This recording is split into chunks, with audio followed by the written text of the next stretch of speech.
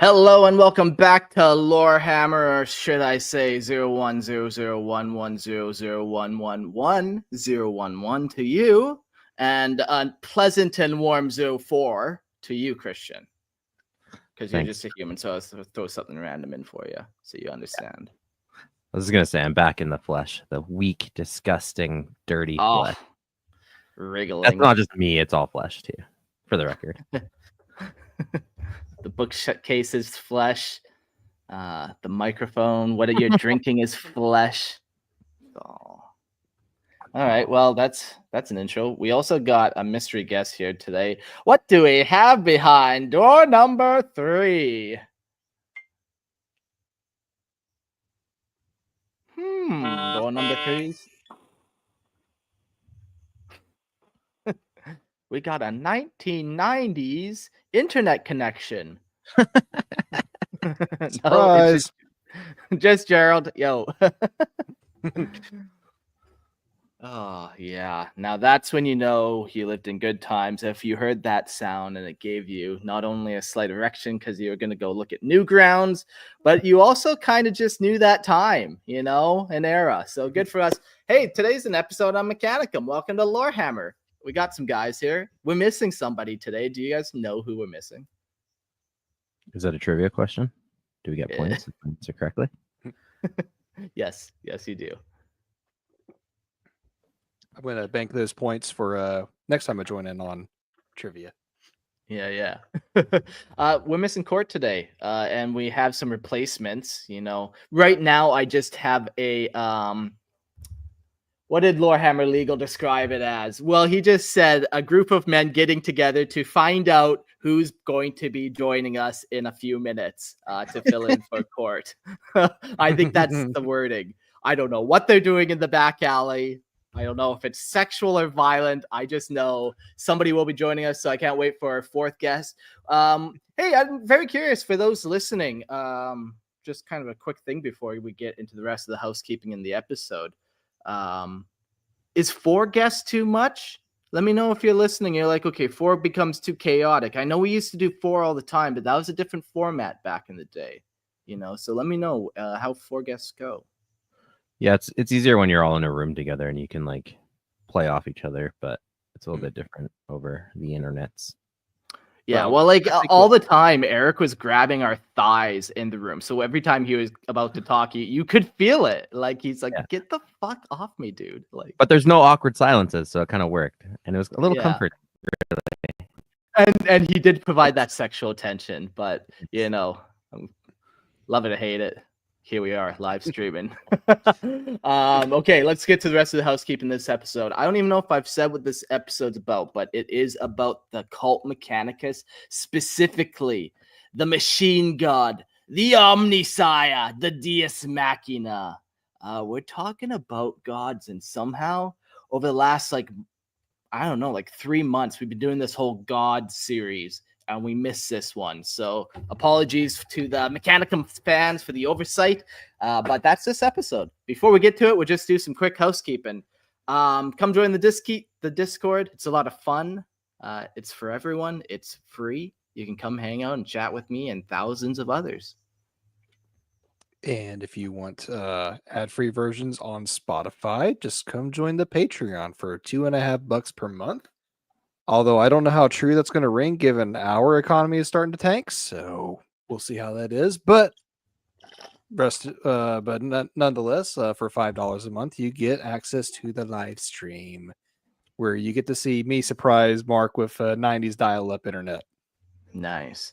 Yeah, what happens when the whole economy shifts? I'm like, all right, for 3 feathers and a goat, you get access to our Patreon. But hey, I'm also accepting people's hair. You son of a bitch, I'm in. We can't all afford that much hair, Mark. Some of us are. I know Court will accept teeth in these times. Like, we know what I'll be paying him in. Teeth, bottle caps, whatever pays the bills. You can also always join the Patreon to access the live stream where we have a live chat room during the show, so you yourself can be part of Lorehammer, and you can call in as a guest at the end of the show too. So lots of people who've called in the past. You could help join those ranks if you join Patreon. Yeah, Plain Jane likes our idea. She says she'll toss in an extra goat in those dark times for us. Yes. We love our Patreon members. They're so nice. All right, so this episode, it's like I said, it kind of escaped me. Like, we've done so many gods, from Malal to the Eldar to even the Tau god, Satan, everything. We touched them all, but somehow we've never really done the machine god before. I learned a lot of cool stuff right in this episode. Some of it was a little rehash. We've talked about, like, I've read these universal laws of the machine god and kind of this cult and stuff before, but I don't think we've compiled it ever quite this way around the actual god entities. And there's 3 of them. So in this episode, we're going to find out about the Trinity, and then we'll dive into the cult Mechanicus, the history and the beliefs. Like I said, the universal laws, the law of divine complexity, the 3rd law of universal Varnic, and some other religious excerpts, which I think Gerald's going to be providing binary chants in the background the whole time for us. So I have all the litanies stored up, so don't worry. And then we'll jump into the quest for knowledge. That's what they're up to, and what Tech-Heresy is. Jumping over to organization, holy orders, a bunch of different things under the holy orders and military forces. And then finally, we'll get to the difference between the cult Mechanicus and the Imperial cult. Like, how do these 2 things exist? We'll find out. And finally, somebody, was it Lupercal in the chat, already mentioned the shard thing. So we'll talk about the Void Dragon. So it's going to be a jam-packed episode. Lots of fun stuff. So, well, I'm not going to beat around the bush. We'll go ahead and get started. We're going to talk about the machine god, the Omnissiah, the Deus Mechanicus. Revered as the Omnissiah, the Deus Mechanicus. No, keep reading, Gerald. I'm providing background for you. Don't worry. Okay. Here we go. We got this.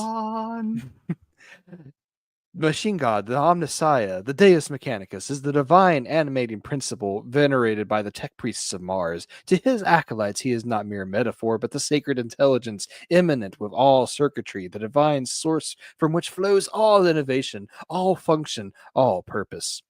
This faith, encoded in sacred binaric and upheld through ancient rite and ritual, stands in quiet divergence from the imperial creed, which proclaims the emperor of mankind as the sole divinity of humanity.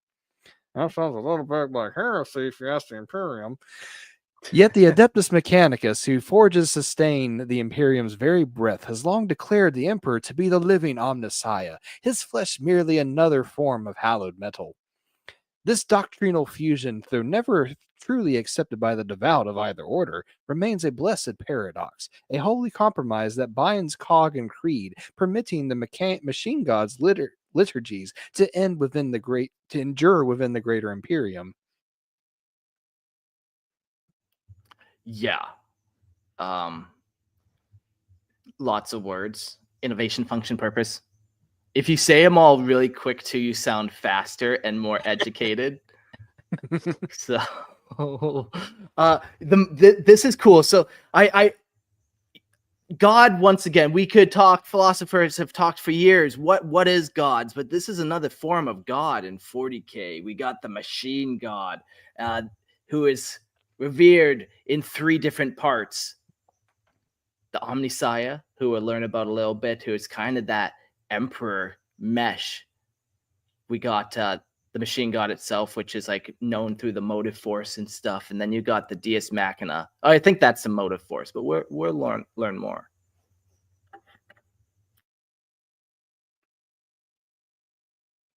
All right, the Holy Trinity.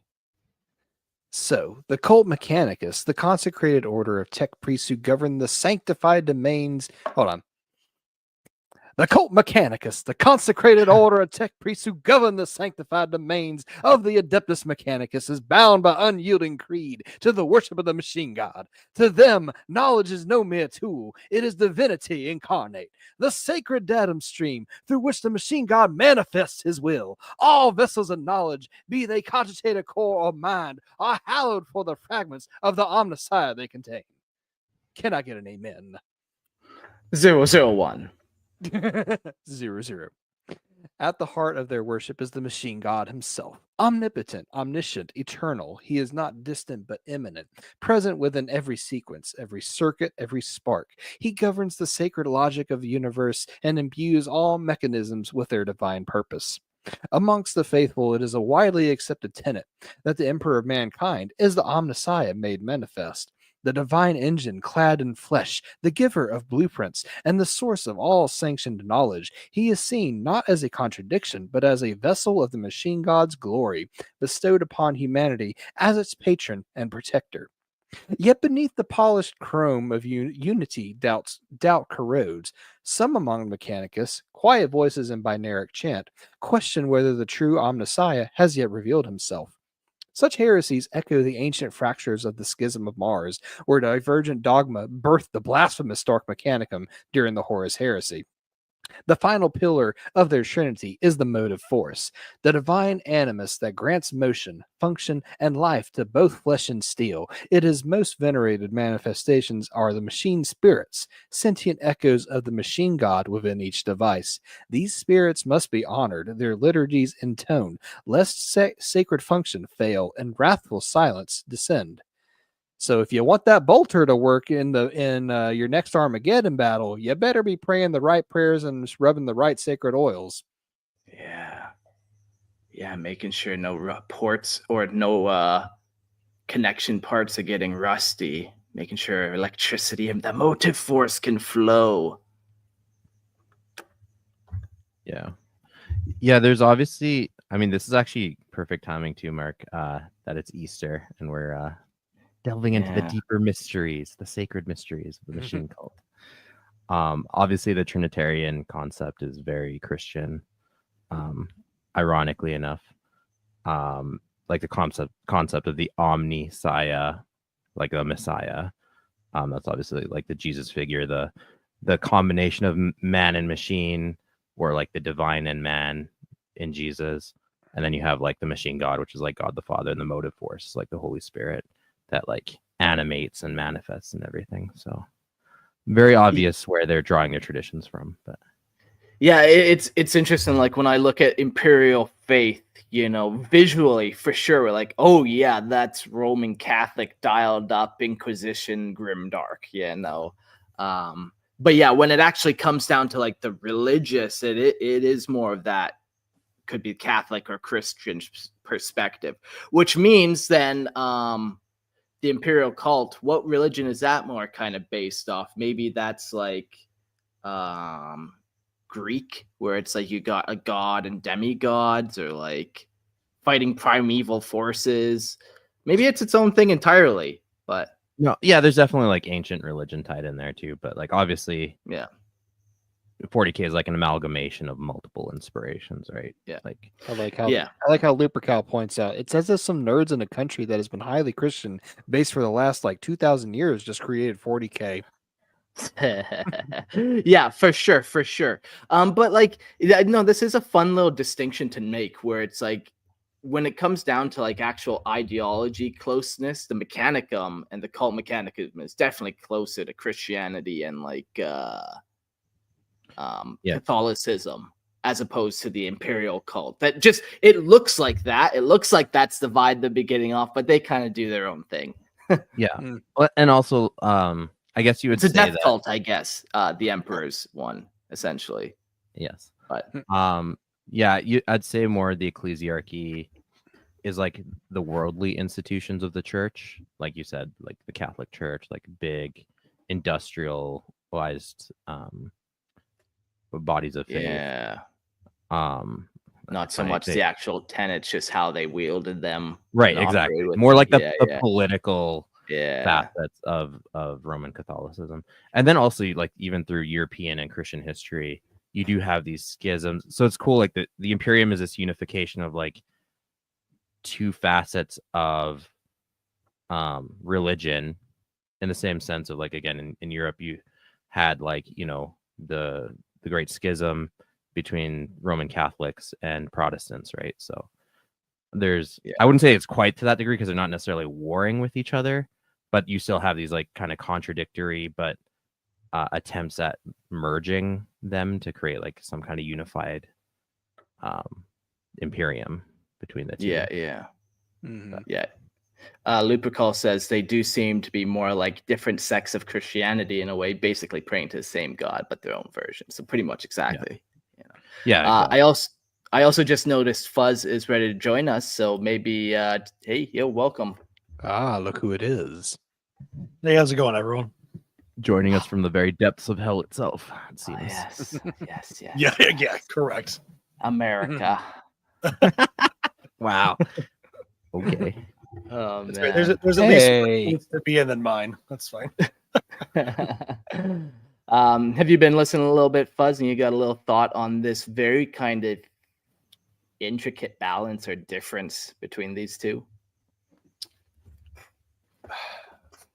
I mean, not really more than what you all have said so far. I mean, it just, you know, is like you said, furthering the idea of pulling from, you know, different real world religions, and especially like Christian was saying in this case, very, very obviously Christianity with the Holy Trinity.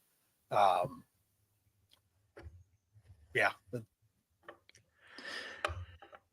All right. Well, let's get into the actual cult Mechanicus. The cult Mechanicus is the consecrated faith core of the Adeptus Mechanicus, a sacred doctrine distinct from the orthodoxy of the imperial cult. It is not merely a religion, but a divine protocol, an eternal recursion of ritual, knowledge, and veneration. Its holy order is composed of the Tech priests, the anointed agents of the machine god, who walk robed in sacred sigils and encrypted binaric prayer. They are the keepers of the divine calculus, the emissaries of the logic sanctified, and the stewards of the Omnissiah's radiant will. Nice. You know what I like about 40K and most of their stuff? They all acknowledge they're a part of some kooky cult. They're like, yeah, we're definitely the cult Mechanicus over here. They all acknowledge the one cult, this cult, that cult. You know, sometimes it'd be nice if it would be like, hey, I'm part of cult Scientology. Wouldn't that be a better kind of? So, again, kind of drawing on the real world aspects, like the word cult has gained like a very negative connotation in like modern times. But say in like ancient Greek paganism, for example, you would have cults as like dedicated subgroups that like, yeah, you believed in the whole pantheon, but you're in the cult of Ares. Like you are dedicating yourself to one god. Yeah. So it doesn't have the same like negative connotation. It's not like they don't really believe in these things. It's that like they let's say they focus on an aspect of it. So like obviously the machine cult or the cult Mechanicus, their whole focus is on the machine aspect.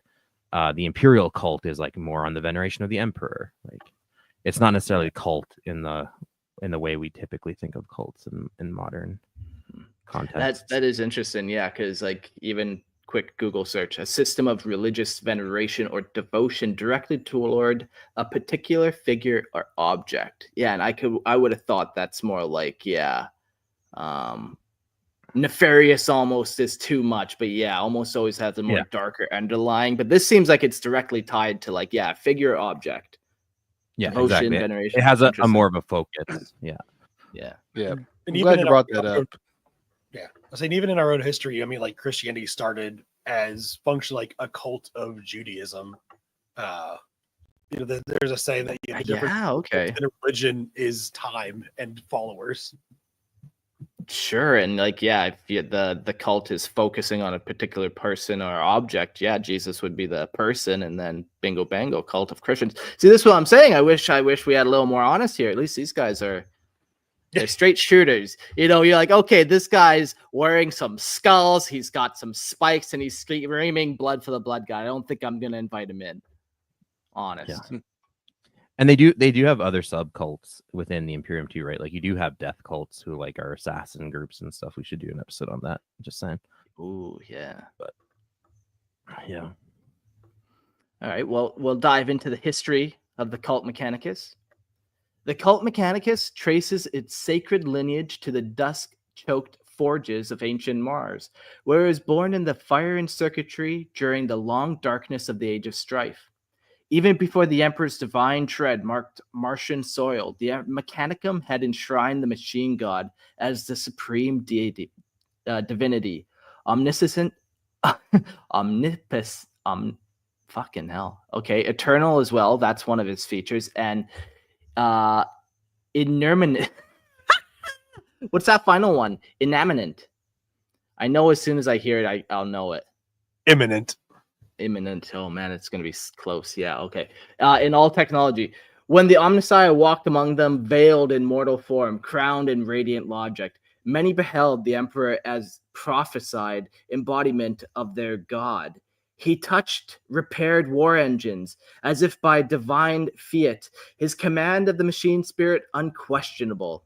Thus was forged the Treaty of Olympus in 739 M30, according to the sacred logic and political necessity, uniting Terra and Mars.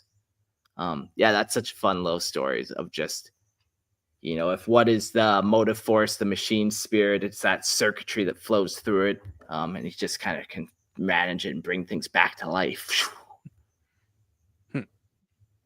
Religion is bad. Don't believe in God. I'm going to use these fools to think I'm a god so that they can make me weapons. Look, there's never been hypocrisy in the Imperium. I don't know what you're talking about. Oh, not at all. There's also Not never at been all. gaslighting either. No, certainly not.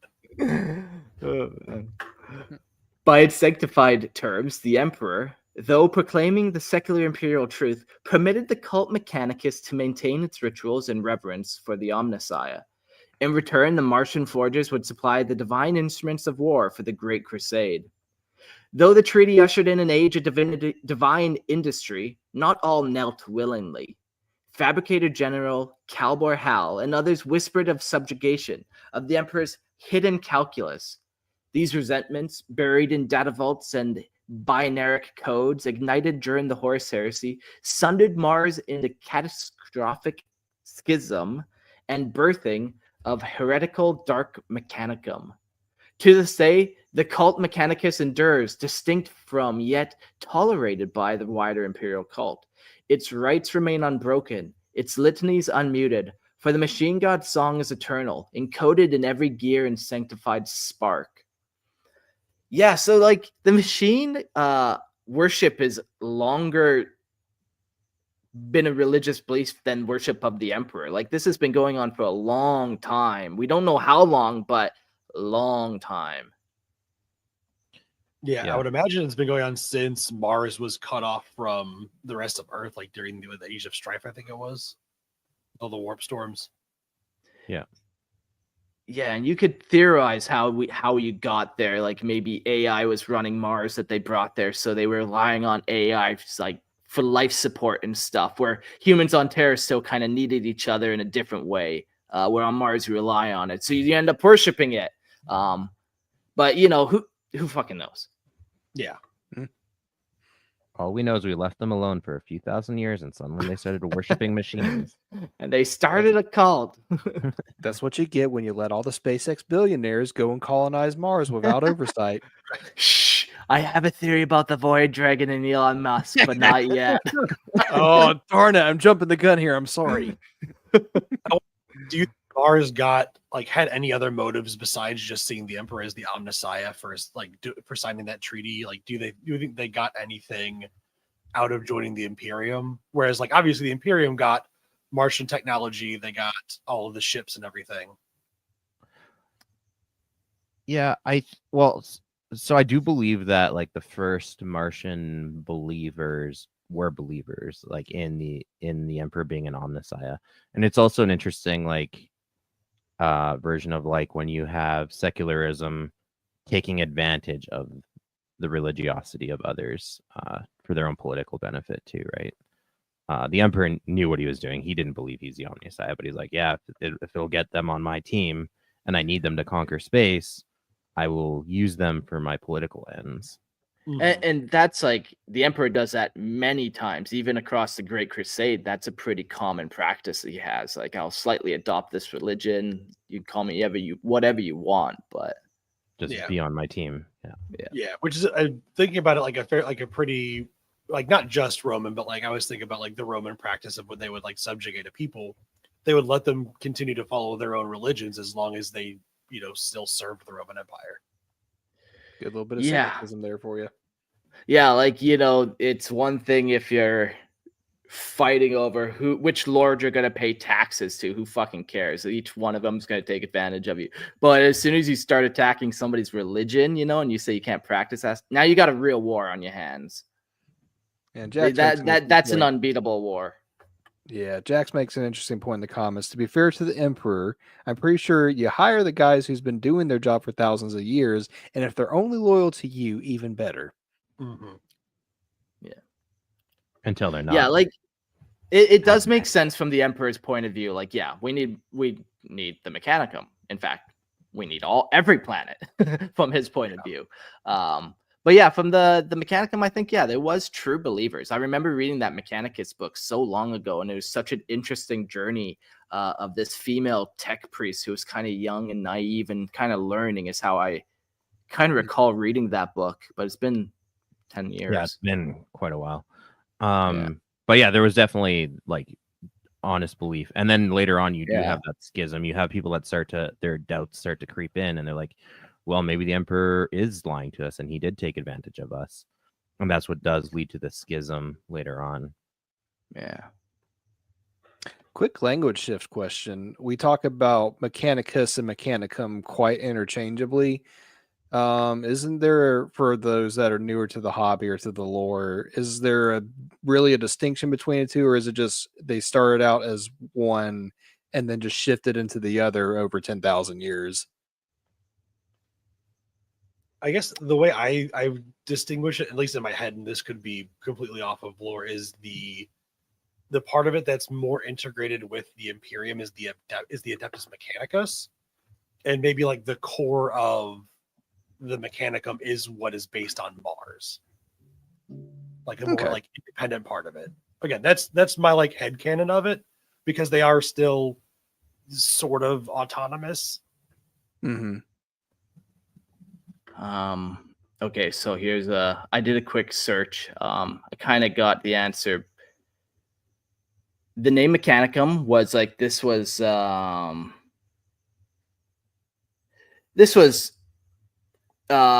Great Crusade era Mechanicum. That's when you would use it. Even before the Treaty of Mars, that's Mechanicum.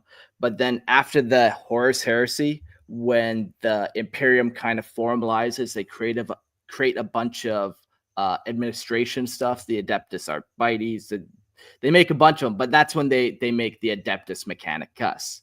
So it went from the Mechanicum to the Mechanicus, which is kind of, I guess, more high Gothic-y. How's that for like? Okay, nomine patri et filii et spiritus machina. Okay, so it's more of like at what point in history you would use when you actually should switch them out. Yeah, exactly. So I guess the fun way to remember it is like, Adeptus Mechanicus. Okay, so that's like, Imperium times as opposed to Mechanicum. That's, before. That was my understanding of it, but I have seen some newer people to the hobby kind of ask like Mechanicum, Mechanicus, what gives, that sort of thing. So I figured this would be a good point to bring, or a good time to bring that point up. Yeah. And is it Dark Mechanicus or Dark Mechanicum? Yeah, so that's a good question too. It's Dark Mechanicum because once again, they're from the olden times. That's part of like, Yeah. They're not using the high Gothic administratum naming convention of the ending with us. Yeah. It's funny you mentioned like the distinction between like the high Gothic and then just whatever pseudo Latin they're talking about, because I actually somewhat have a Latin rant, but that can be for the end of the episode. Okay, don't forget it. Trust me, I'm blonde. I'll forget it. So I'm scrolling down. What should I write in the notes? I should write. Latin rant, I don't know. Latin rant. I don't know. Stay Careful you tuned, don't we'll get accidentally summon a demon while you're ranting in Latin. there. Oh, hey, Billy Bob the Black Goat. How you doing? Sorry, I misspelled that. I mispronounced it. I know. I'm sorry. Go back to your hole. Thank you. Did you just summon a demon, Blacko? Okay. Beliefs. The sacred axioms of the cult Mechanicus are etched into the eternal data stream as the 16 universal laws, holy writ encoded by ancients, preserved in sanctified vaults and recited in bursts of binaric chant, also known as Bill Gates. With the turning of aeons, the creed has been further refined with supplementary theses, the law of divine complexity, the third law of universal variance, and countless other sacred protocols transmitted through encrypted ritual. I'm waiting for Asimov's three laws to show up in these here notes. To the cult Mechanicus, knowledge is not merely power, it is divinity made manifest. That which stores knowledge, be it cogitator or flesh, is revered. The body is but a vessel, an organic conduit engineered to house intellect. Thus, every tech priest treads the sacred quest for knowledge, the eternal pilgrimage to uncover the lost blueprints of the machine god's will. The Deus Mechanicus, he who is 3 in 1, the prime architect, the God machine, is the supreme object of worship, the omnipotent source for which all technologies spring. Every cog, every circuit, every flawless calculation is a hymn to his design. To the faithful, machines are exalted above base flesh, their precise symmetry with perfect utility, proof of divine origin. AKA the first 5, 10, 30 seconds of the Mechanicus trailer. Awesome game, by the way. If you haven't played it, play it. Within the Trinitarian litany of the cult Mechanicus lies the machine god, the Omnissiah, his living avatar in the mortal realm and the motive force, the invisible anima that breathes motion into matter. Officially, the Emperor is venerated as the Omnissiah, the flesh-born vessel of the machine god's will. Yet in the grand calculus of the great work, organic life is not heresy, it is crucible. Flesh is the testing ground, weakness forged so that strength might be learned. The faithful are not to despise the soul, but to comprehend it, transmuting impurity into steel sanctity. For to discard one's essence in pursuit of function alone is blasphemy. The soul must be uplifted, not deleted. The Mechanicus endures not through logic alone, but through faith encoded, data sanctified, and machine made holy.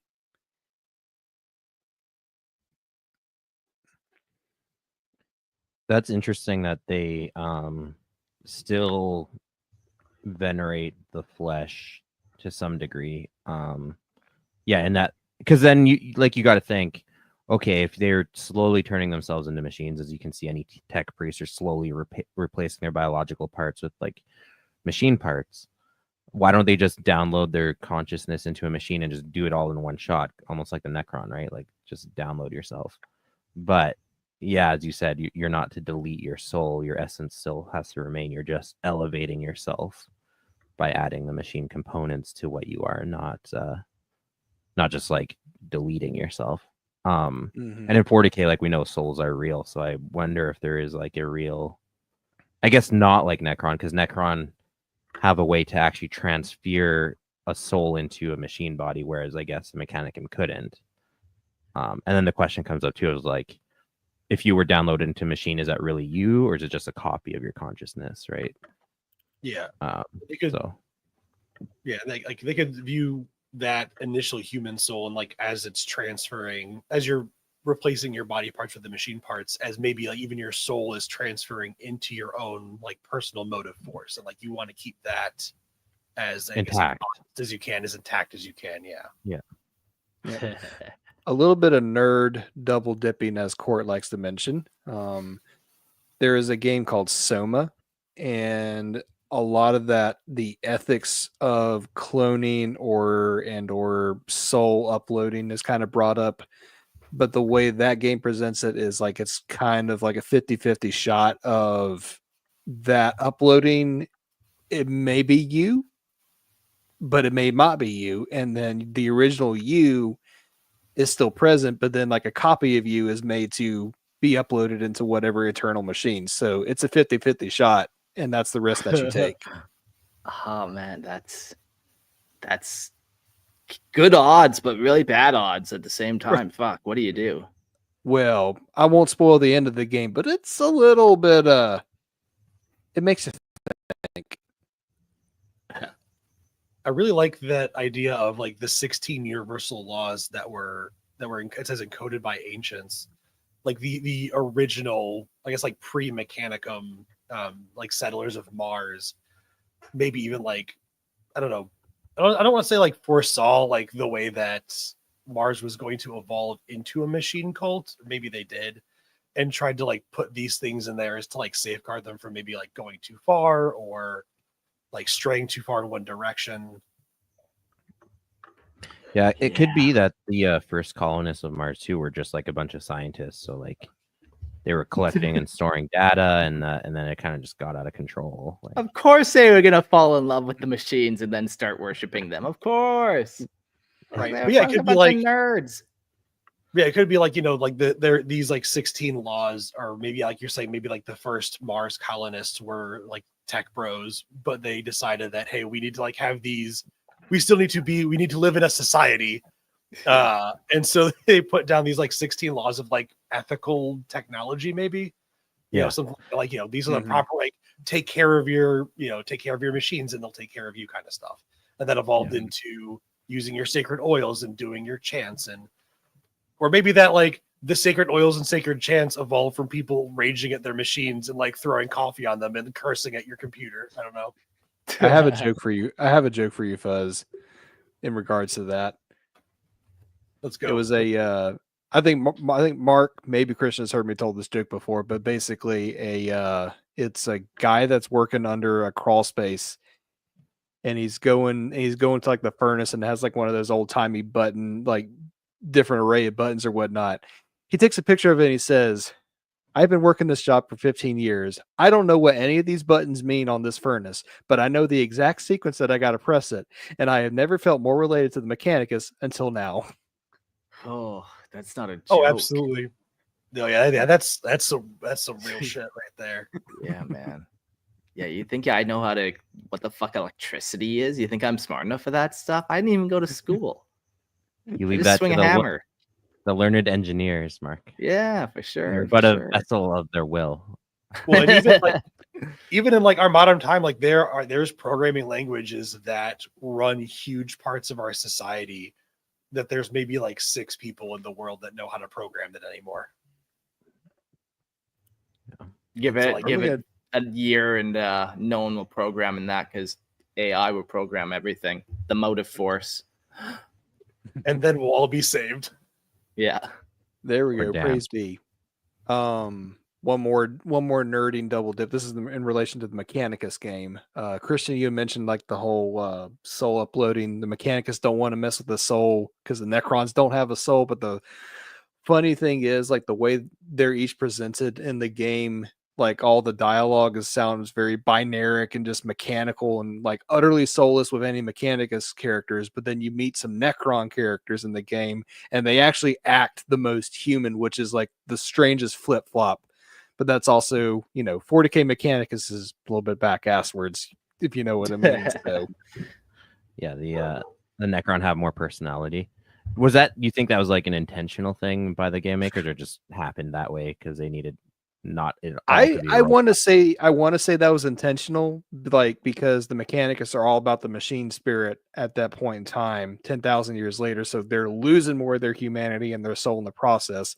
The Necrons don't have a soul, but they still have more personality, and they're trying to get that semblance of some Necrons are trying to get like that organic body back. So Yeah, it's an intentional It's- contrast. yeah, It's like a grass is always greener kind of thing. Like, you Yeah. want what the person has. exactly. All right. So we finished your section, right, Gerald? Yeah. Yeah. Okay. So we're talking about the universal laws. So let's get into the 16 sacred laws. Most holy and ineffable are the divine edicts of the Omnissiah, transmitted through the nospheric chorus, and upheld by the faithful of the cult Mechanicus. To the adepts of the Adeptus Mechanicus, these commandments are inviolable truths encoded in the data prayers of Mars and inscribed upon cogitator and soul alike. Yet there are those deviant clusters, such as the Crucible Resolvet, who dare to question, to recompile, even to omit. Such techno-heretical variance is viewed with the gravest suspicion, for it echoes the ancestral blasphemy of the Dark Mechanicum and the fall into corrupted logic.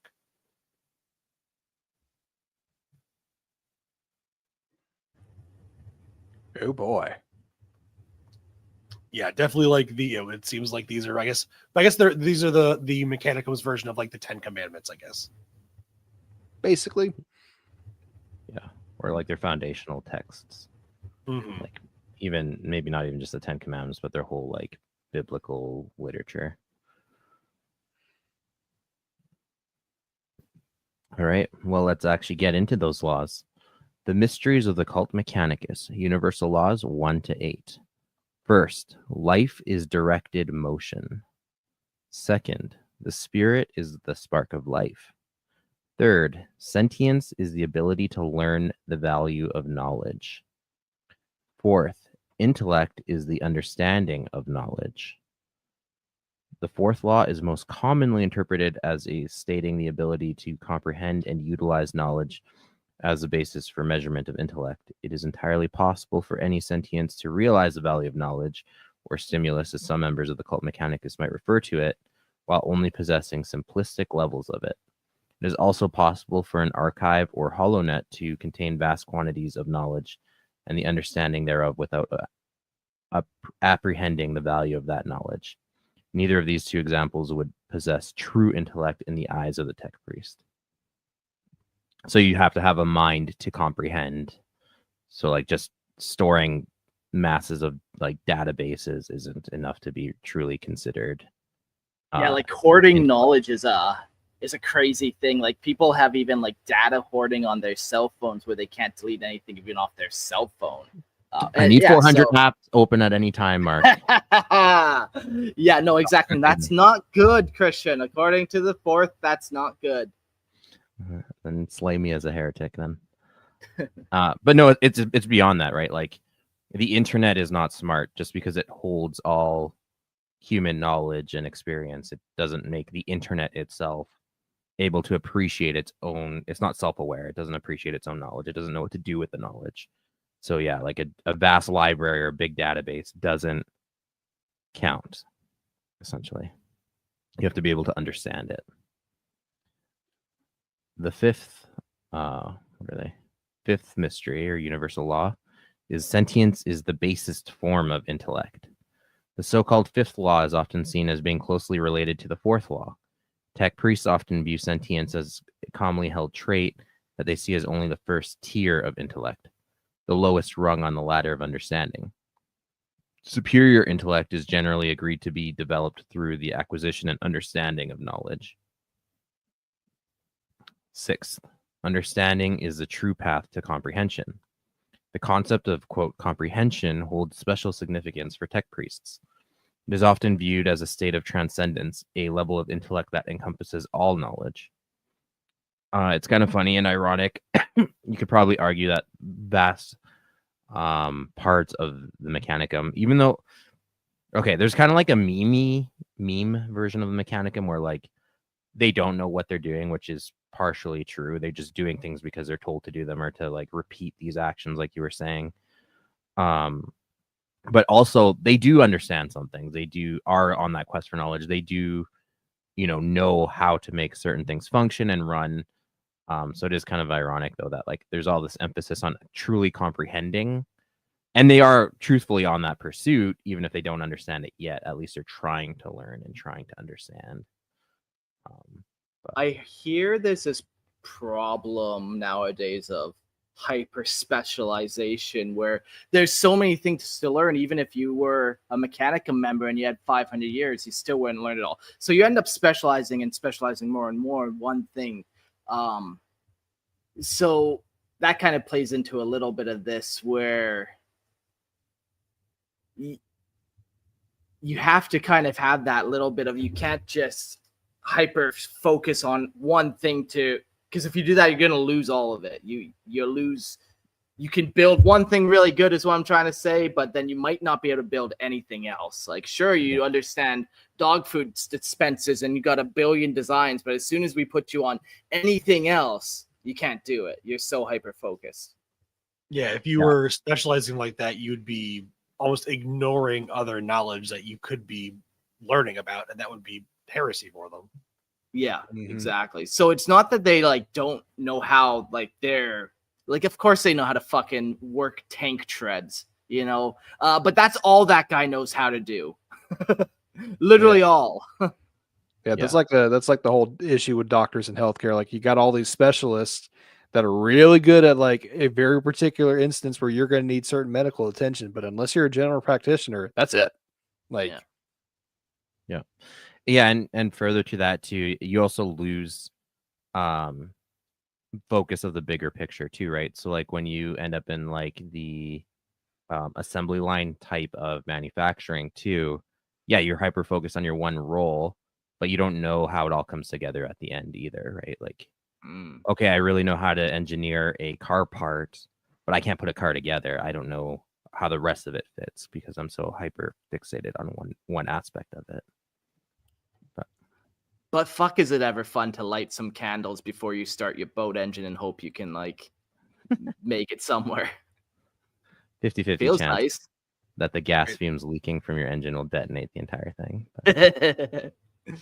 All right. The 7th, comprehension is a key to all things. The 7th law is widely seen as relating to the 6th. Debate rages about whether the key to all things is a literal or figurative expression. Many believe that the 7th law means the comprehension of the forces of the universe brings with it the keys to reality, the ability to implement any change or creation desired. I really do like how in-depth they are with all of these laws. Like, they very well could have just written, like, there are 32 laws, whatever, we'll throw that out. But they never expand on it. But they actually have it all documented and written out. Like, there's actual real depth to the Mechanicus and their beliefs and everything, which I really appreciate. Imagine how hilarious it would be if they literally find every STC, collect all the knowledge that the Omnissiah demands, and they actually get a literal key. Here, you comprehended everything. Achievement unlocked. Yeah. And in some ways, like, that might be true. Again, if like the Necron come up a lot with when you're discussing the Mechanicum, like their mastery over technology translates, and knowledge, I guess, translates into like otherworldly powers. Like, they can manipulate reality almost to any degree that they see fit. I say almost because there's still things out of their reach even. But yeah, that's the question.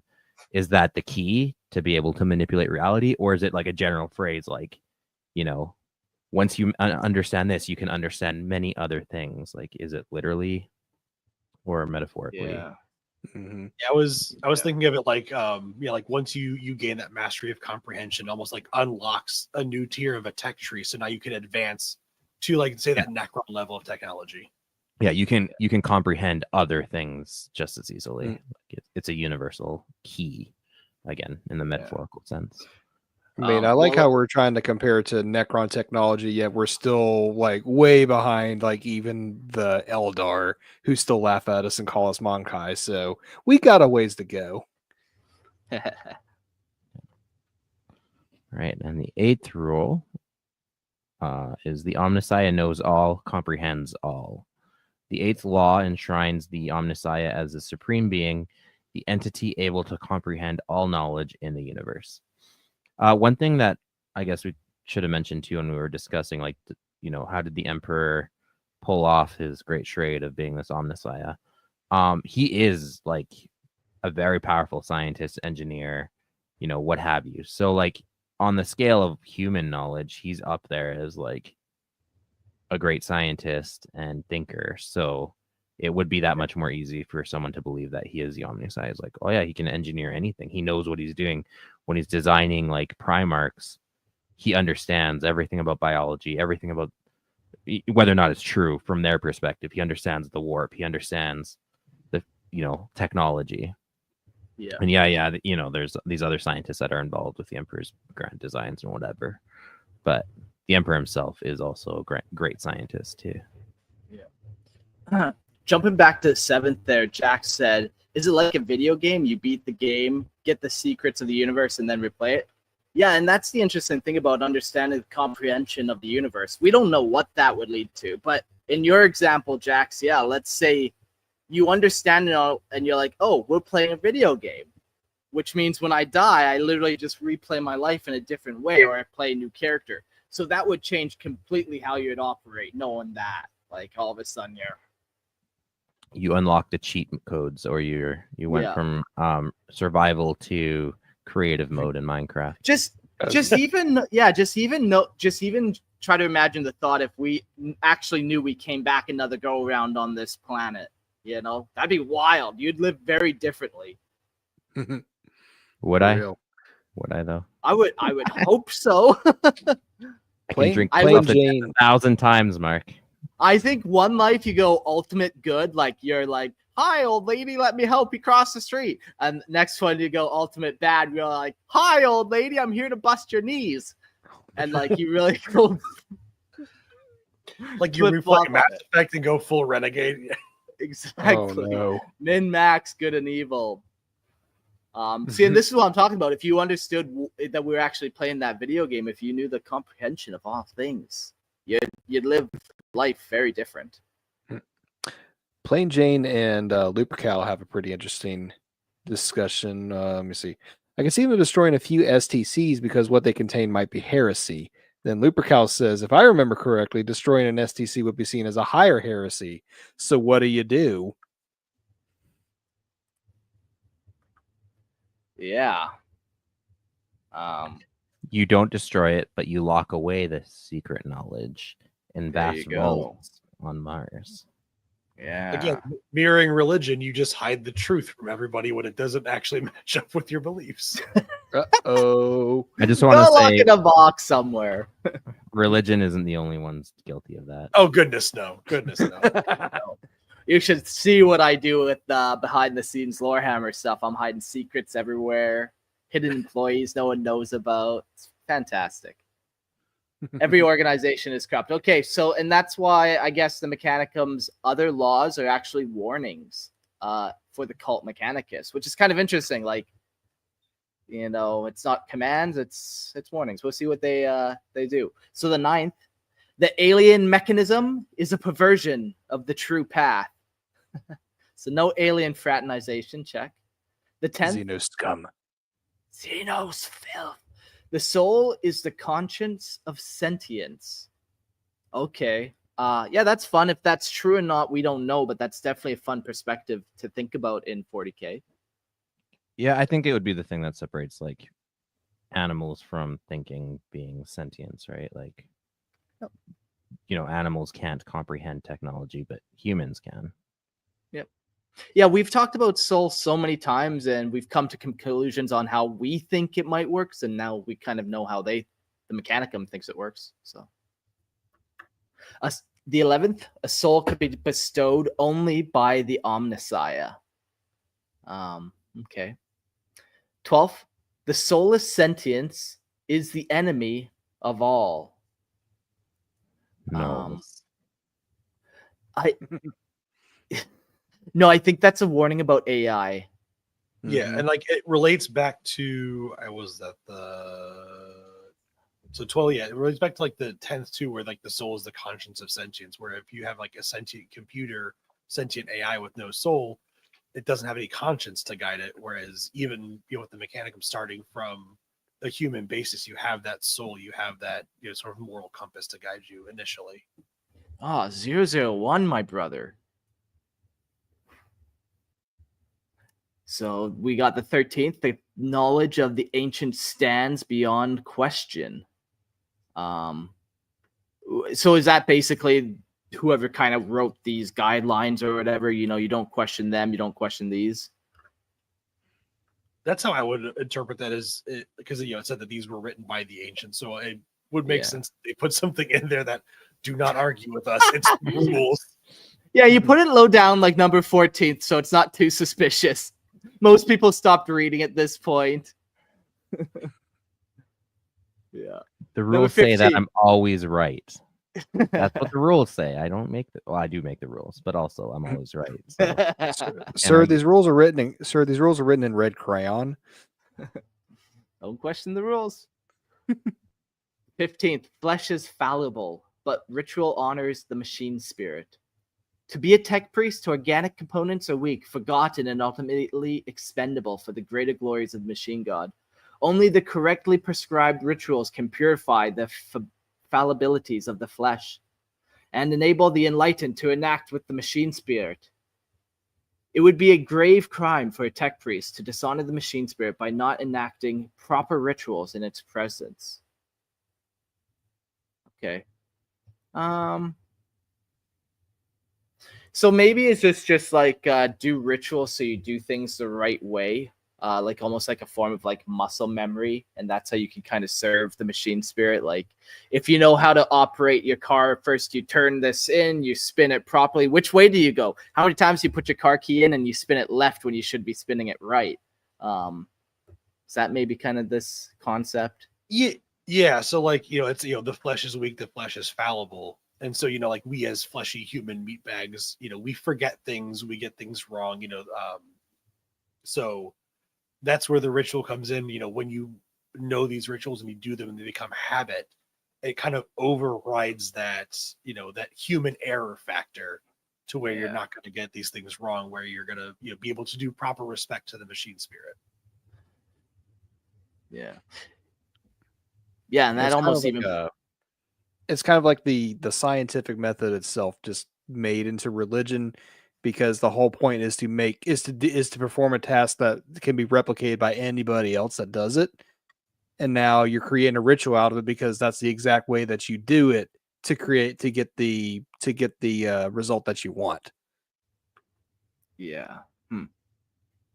Interesting. All right, and the 16th, is to break with ritual, is to break with faith. As imperfect organic beings, most tech priests believe that they must rely on ritual over understanding. Every screw turn and button press is precisely documented for every mechanism they build or use. There is a strong belief that the slightest deviation from ritual is an innovation to disaster or invitation to disaster that will lead to unleashing of uncontrollable forces. In matters such as plasma reactor maintenance rituals, this has been demonstrably true. Yeah, this is a fun one, man. It kind of just keeps everything going, formalizes everything, just really indoctrinates and builds and solidifies it all, Repeat, rinse, repeat, rinse, repeat. Sounds like brainwashing. Love it. I'm Funny you mentioned that. A little disappointed, Fuzz, mentioning some of the most sacred rules that we haven't gone through, like Rule 34. And there's another rule actually that I just learned about. It's called Rule 64, which says if it exists, it has lore. So that seems fitting for our podcast. I like that. That one we can use. I'm pretty sure lore and illegal in HR would allow that one, but maybe not. Sir. Before. Sacred rules of the internet are not to be broken. Did you guys have a favorite rule out of all those? I know it was a lot, but they were all very interesting, kind of not just bullshitty. Yeah. I like the intellect is the understanding of knowledge. So it's you need to go beyond just knowing something, but understanding it. It reminds me of something that my wife talks about. She is a math major. She has 2 math minors. She deals with a lot of high-end Numbers, math presumably. numbers. Yeah. She's an actuary, if anybody knows what that is. Like 6 people listen to this fight. But she always talks about going through school and everything, the difference between why she loves word problems, because it teaches you how to understand the math as opposed to just know the math. Sure. And so for me, it's very much the same thing. You want to, it's good to know how something works, but to actually understand how it works allows you to take better care of it, allows you to have maybe more jumping off points and then expand your knowledge in different directions. Yeah. Even the way like their laws are built, they almost build off each other. It's almost Jedi-like too. Knowledge leads to the dark side, hate leads to whatever, that whole spiel we know. Somebody else could say it better. Fuck it. Fuck Starlight. But so the number 4th is like intellect is the understanding. And then 6 is understanding is the true path to comprehension. And then number 7th is comprehension is the key to all things.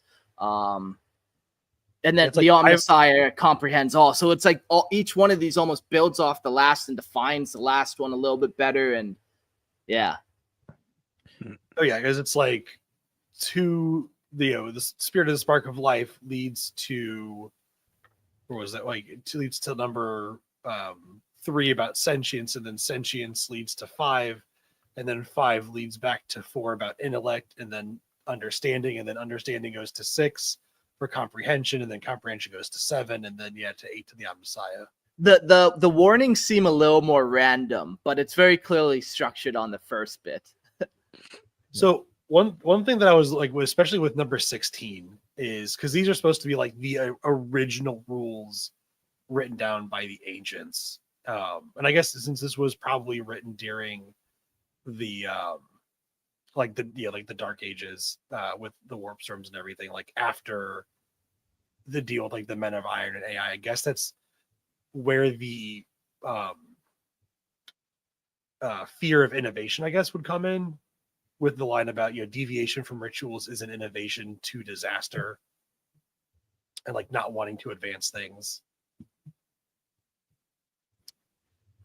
This almost raises an interesting different fear, though, where it's like the fear of what will happen if you don't do it right, whether you're messing with a plasma reactor or just you made a las gun that now doesn't work and now that guardsman died.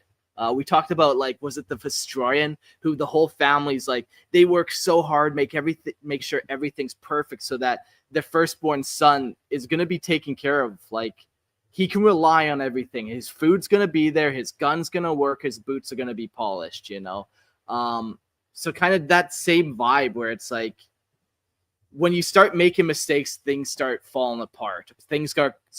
People start getting hurt. So that's the fear, I think, more so than like the fear of like what that innovation is going to lead to dangerous AI always.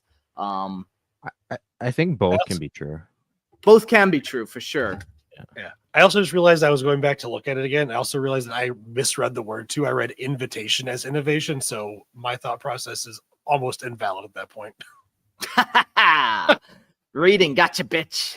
It's like that. I'll misread what happened. I think the last time I was on too, I misread one word, and it just like fucked me up for the next, like my next big thought process. Yeah. Well, yeah, it's fun. Hold on. One thing going back kind of to the intellect and understanding of knowledge point too. That's also kind of like when someone is able to absorb and regurgitate information without understanding it. Oh, that's what I like, do. Yeah, like if someone is really intelligent, like they know how to process that information, know how to apply it, versus someone who can read a textbook, answer questions in an exam, but they don't know what it all means or how it all works, right? They're just like really good at taking tests, for example, or good at retaining something they read, but they don't know what it means. They can just recite it to you. Think about this. Somewhere out there in the world, there exists one man or woman, I don't know, but this person exists, and they are the number one IKEA furniture builder in the world, and they don't know how to do much else, but they're number one at that. So take comfort. It's not always about knowing a wide range of things. If you do one thing really good, you'll be the best at that. So that's nice, and it will always work, and you can rely on it, and you can then build a religion around it. Around IKEA furniture. I don't know where this is going, but I like it. Would you rather be furniture? Would you rather know a lot about a little or a little about a lot? I'll leave the listeners with that. But let's talk about some other laws. This one seems interesting. The law of divine complexity. It is a sacred edict inscribed by the Omnissiah himself, commanding the reverence of all those who dwell within the Martian Mechanicum. Its tenets, etched into the very fabric of existence, declare that the essence of every machine, its form, its function, and its purpose has been divinely ordained by the Omnissiah. To defy this celestial design, to alter sacred workings of his creation, is to stand in defiance of divinity itself, a transgression worthy only of the harshest of retributions. Abt Coriel Zeth, ever vigilant in her duty to preserve the sanctity of the Mechanicum, watched with discernment for those among the adepts whose minds wandered towards innovation. Her eyes, ever fixed on the horizon of progress, saw in these acts of the deviation from the sacred law not heresy alone, but a challenge to the immutable divinity of the Omnissiah's creation. Among these, Dahlia Cythera was known to tread the precarious line between sanctity and sin, altering her cogitator in ways subtle yet profound, an act of refinement deemed sacrilegious by the most devout. Yet in her eyes, such refinement was the beginning of a new understanding, an offering to the Omnissiah that sought to elevate, not tarnish, his divine complexity. And I like how that brings it to the kind of the contradiction that can be the Mechanicus at times, because I believe there was a Mechanicus book that started out with a tech adept being executed. What was their heresy, you ask? They did some kind of innovation to their goggles so that way they can see better when they're doing their work for the Omnissiah. But it was altering his design, so that's Tech-Heresy, which requires death. Shit. Yeah, this was always my I guess biggest gripe or issue with the Mechanicus is that contradiction of we want all this knowledge and we want to worship these machines, but only these machines like that lack of innovation, that lack of it really is a lack of understanding and knowledge when you get down to it that only goes against those 16 laws. Yeah, like if you don't really know how everything works, like you're not going to innovate anything new. You wouldn't be able to put the pieces together, be able to do it in the first place. Like just kind of compiles.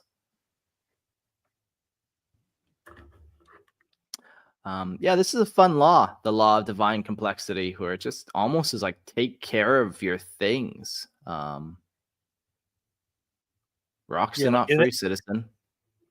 Yeah, like in the stagnation in that dogma around it, just like that this is this lasgun was created by the divine, therefore it is perfect. And if you try to make it not perfect and make it better, well, fuck you too.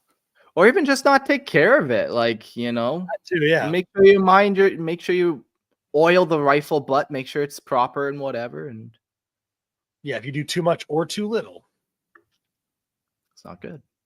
Yeah, it's heresy. So after that one, we've got the third law of universal variance.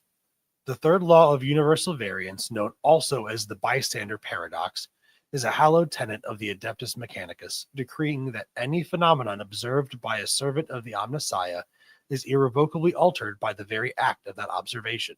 This is real world science coming back into 40K. Thus, the purest state of being, uncontaminated by the presence of mortal eyes, remains forever unattainable. No object, no organism, no event may be comprehended in its truest form. For the touch of the observer's gaze, the echo of their will bends the very fabric of existence.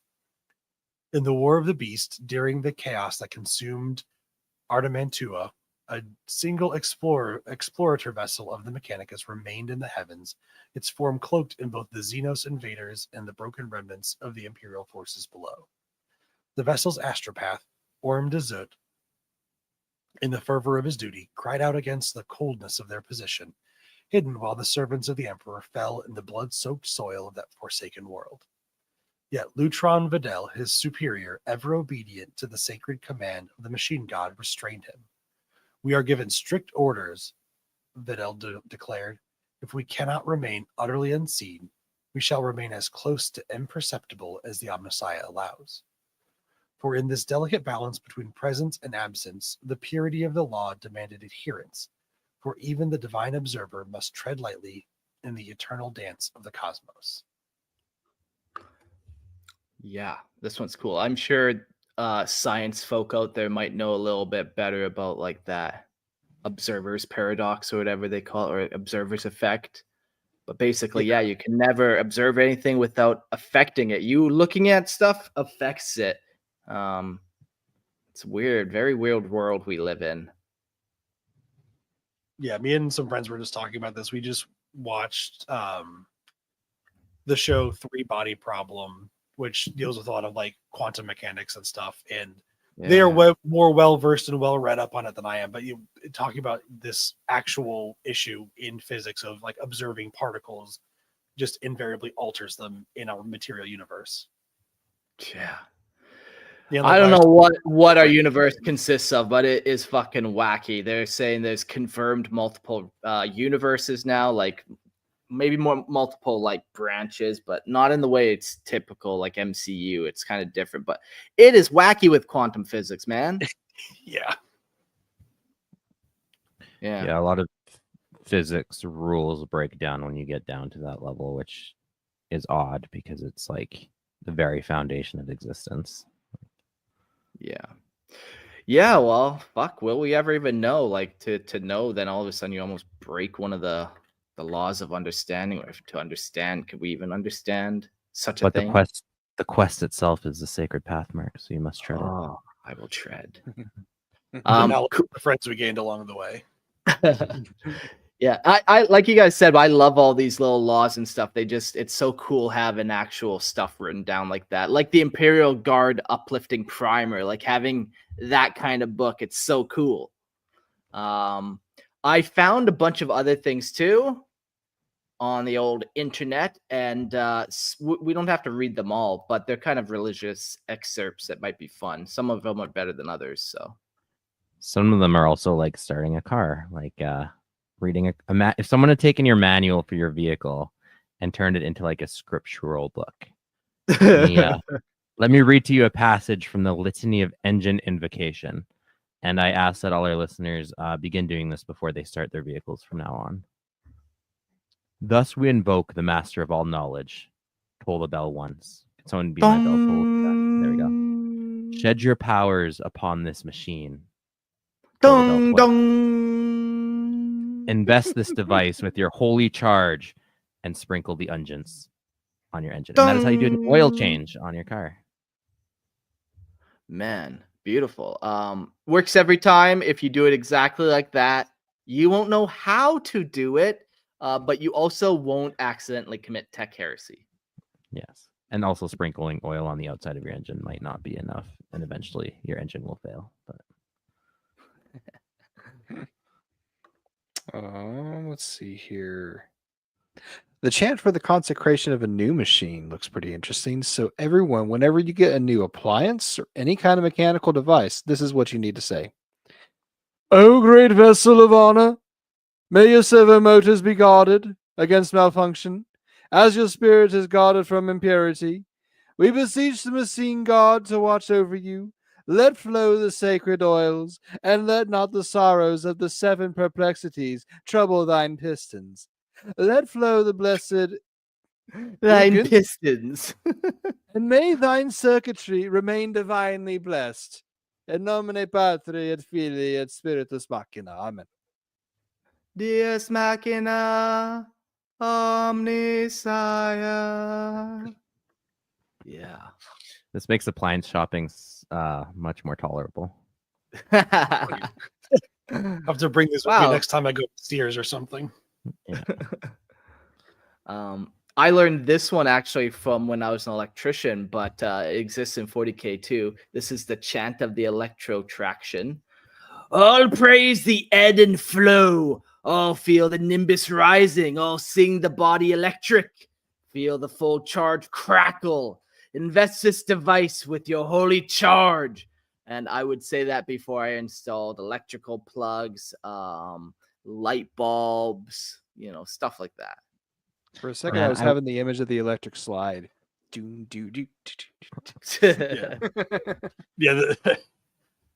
We need to inspire all the listeners to go out and like do these things in their day-to-day life and just like freak the hell out of like people. Yeah. Invocations when you start up your computer at work or starting your car. Oh yes, please do, everybody. one that I saw that I liked is from Runic Mechanics in Introduction. The beast of metal endures longer than the flesh of men. Those that tend the beasts of metal must labor long to learn its ways, for a single beast must suffer the mastership of many men until ready to shed its vorpal coils. Those that seek apprenticeship must attend closely to the runes of mobilization, the rites of maintenance, and the words of power that describe the parts of a beast. Nor must they neglect the tutelage of the Adeptus Prefects, nor the casting of the proper roboscopes. So basically, this is like, when you're like your manual when you're going into Mechanica school to like learn how to take care of the rhinos and everything. Just like, hey, this thing's going to be around a lot longer than you or me, so take care of it and listen to your teachers. Yeah, that is actually true. Like some of these ancient machines are older than the people that are maintaining them at that point. Like, oh yeah, it's like kind of crazy to think about. Simple. Yeah, imagine having your car run for thousands of years. Yeah, fuck. Yeah. I was actually looking up for, I don't even remember why, but like how, like what's the mileage on like the longest running car in the world? And it's over 1 million miles. Oh, yeah. Their odometer Like, just doesn't flip anymore. Like it's just beyond. Yeah, the I think it's odometer's like ability. over 3, like some Volkswagen, I think a guy got it over 3 million miles. But so here's the ship of Theseus question: is how many parts do you replace in that car that it's still the same car anymore? Right. You just build a brand new car. Yeah. Yeah. When I remembered, it was mostly original parts, but I think it had like 2 new clutches and 2 or 3 new alternators, but like still original engine, original most everything else. Crazy. Yeah. Toyota like is also known for having trucks that get turned into technicals by pretty much every guerrilla force on the planet for some reason. So if you're looking for a reliable vehicle, pick one that survives every war zone. At least until it gets hit with now the that's drone. a fucking commercial. I don't know if that. I know, right? Yeah, it's not definitely great sales publicity pitch. when terrorists are driving your car, but at least you know they're reliable. Well, that actually happened to a guy in Texas. He sold his work truck to a dealership, and it ended up in Afghanistan fighting for ISIS, with his work logo and number on the side of the truck. Yes, I saw. It's been going around the internet a lot, but like that, yeah, it is a real story that actually happened to a guy. Oh man. All right. I want to read one last excerpt before we move on. And this comes from the Rogue Trader days, but there's a little Easter egg in there for people. This is from Runic Spaceflight, an introduction, Naval Flight Manual W110E. Strike the first rune upon the engine's casing, employing the chosen wrench. Its tip should be anointed with the oil of engineering, using the proper incantation when the auspices are correct. Strike the second rune upon the engine's casing, employing the arc tip of the power driver. If the second rune is not good, a third rune may be struck in like manner to the first. This is done according to the true ritual laid down by Scotty, the engine seer. A libation should be offered. If this sequence is properly observed, the engines may be brought to full activation by depressing the large panel marked on. And obviously, Star Trek references. That's so given good. all she's got, Megos. She can't take anymore. Right. Yeah. It's like All you gotta do is just dial things. Right. Yeah. Like when the timing's right, hit it with a wrench and then stab it with a screwdriver just in the right spot. And then hit the on button. Yes. There is that funny little bit though. We all have like that iPhone cord or whatever that always gets fucked on the bottom, so you know just the perfect way to charge it, but no one else would know that way. Yeah, so all right. Well, that's a fun one. There were many more. I definitely recommend going on to Wikipedia, Let's Can them, whatever you want, and try to find the other ones. But we'll move on to the next part, which is the actual quest for knowledge. The supreme and eternal purpose of the cult Mechanicus is the total apprehension of the ineffable glory of the machine god, Deus in the Machina. The sacred pursuit, both communal rite and individual pilgrimage, is the name it is named the quest for knowledge, a journey not of distance but of revelation. It is held as doctrinal truth that all knowledge already is, pre-existent in the sacred lattice of the cosmos, hidden within the divine code of the Omnissiah's design. Discovery is not creation. Invention is heresy. The role of the faithful is to not forge new truths, but to uncover those that were always written in the new spheric firmament. Thus, the cult is doctrinally averse to impious experimentation or profane speculation. Yet, in the deep vaults of Mars across the innumerable forge worlds, sanctioned inquiry persists, veiled, reverent, and glacial in peace, enough to sustain the Imperium's great engines, though never to transcend the divine limits inscribed by the Omnissiah's will. The creed of the cult is structured upon 16 sacrosanct acronyms, known as the 16 universal laws, as we discussed. These are divided in two sacred clusters, the mysteries and the warnings. Safeguards against manifold blasphemies of ignorance and hubris, and the others are holy algorithms by which the faithful walk the path of understanding ever closer to the machine divine. Yeah, so the quest for knowledge is just kind of just keep finding more truth of the universe and figuring out how things work. Yeah, I guess that's really more, we talked about what good is knowledge if you don't understand it. So what good if you have all the doors in the universe, but you don't even know what the fuck a door is. You don't know how to make one. You don't know what it's used for, but you got them. Yeah, useless. I like the description that that knowledge already is pre-exists in the lattice of the cosmos. I vibe with that. You're not gonna find any new truths out there. Like everything already was created. Now it just kind of, you can find out what actually exists. It's a quest for discovery. Yeah. When we quote unquote invent like a math theorem, we're actually just discovering like something that exists already. It's just our way of uncovering that truth. Same when we like discover elements or things like that. Which also puts us in conflict with social theorists who claim everything is a social construct, but I digress. Oh boy. Well, now here's the part where that everyone kind of came to listen. Tech-Heresy. Oh yeah. Debauchery. Okay. The cult Mechanicus enshrines. I'm sorry, I'm still on freaking Slanesh PTSD. Thanks a lot, Jax. Hope you feel good about yourself. Anyways, the cult Mechanicus enshrines within its sacred liturgies the canon of techno-purity, a holy codex delineating the righteous path of innovation. Deviation from this path is branded as heretechnica, also known as Tech-Heresy, and its perpetrators condemned as soulless heretics. Clever, I see what you did there. Excommunicated from the Omnissiah's light. Among the profane arts, abjured are the summoning of void-born pestilences to scour whole systems, the blasphemous siphoning of stellar essence, and the sacrilegious warping of the machine god's holy dimensions. Yet above all, three transgressions are held as the unholy triumvirate: the forging of abominable intelligences, the profanation of the sacred human genome, and the impious inquiry into the Imperium. These are the blackest of sins, wounds upon the great cogitator of the divine. Yeah, those are good laws.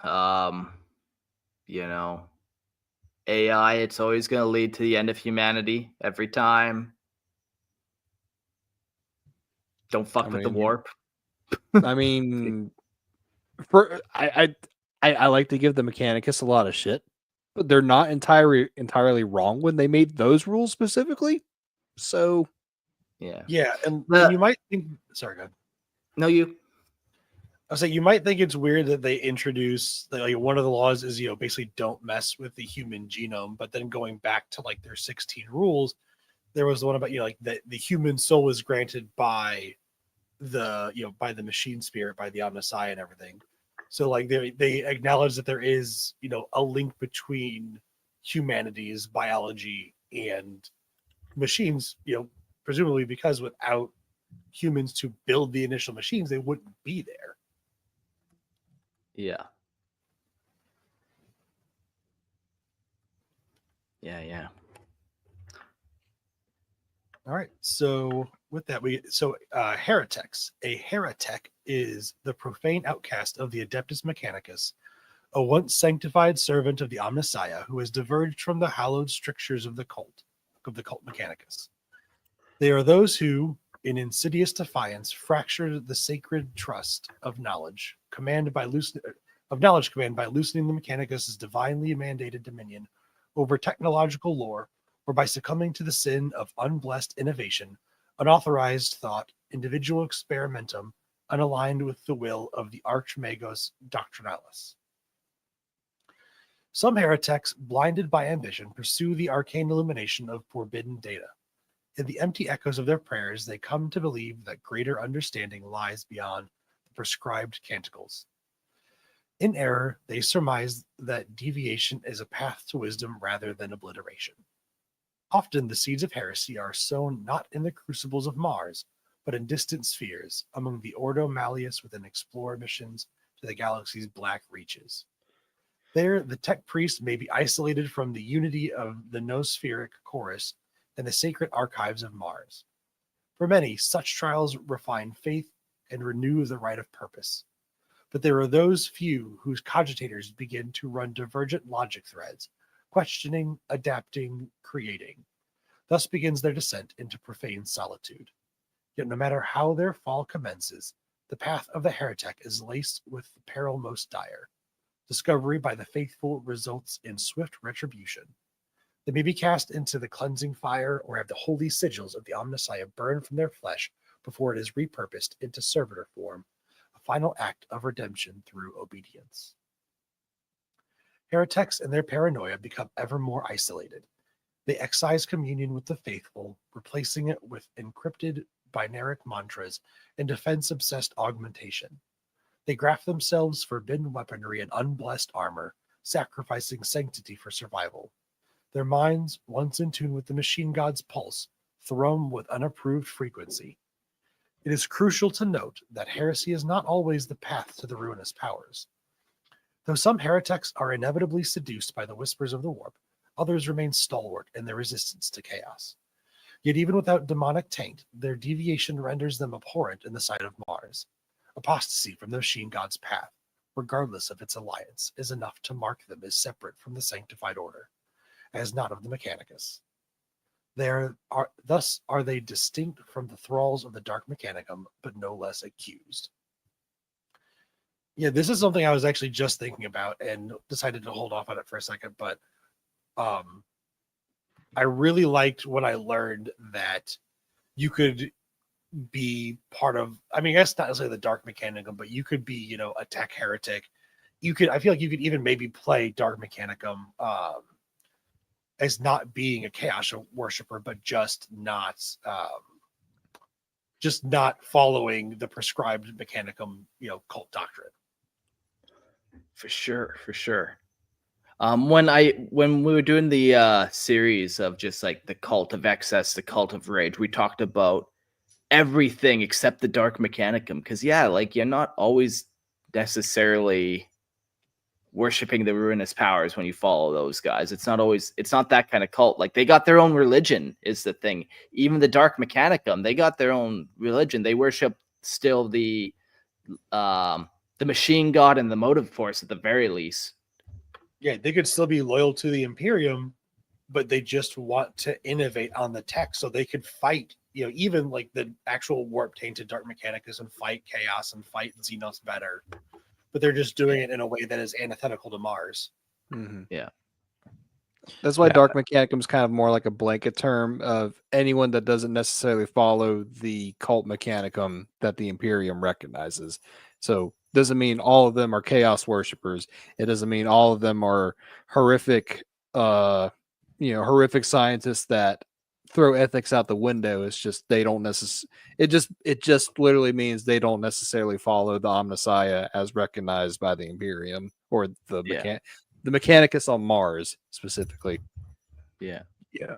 To me, there's just so much room for like innovation, for lack of a better word, for like stories and characters and things, which is really cool. Yeah, you could even have like a heretic who is even doing theoretically good things. Like, oh, I really want to help people. It's just not in a, approved Martian way, and then they get thrown in the fire, or get branded as a heretic and have to live their life on the run. Like, there's really cool opportunities for like stories, right? Like, Yeah. and even sub factions.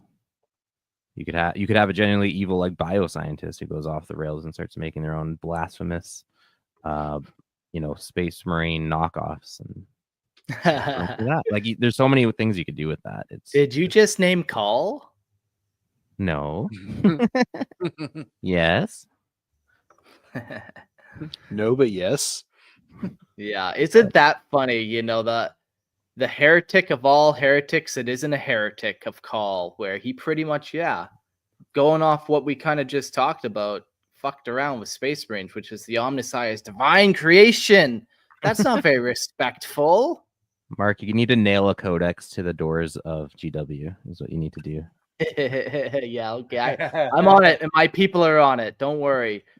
Yeah, nail the 16 laws to your nearest Games Workshop storefront. Oh, Even though they're made of glass, so they all just shatter.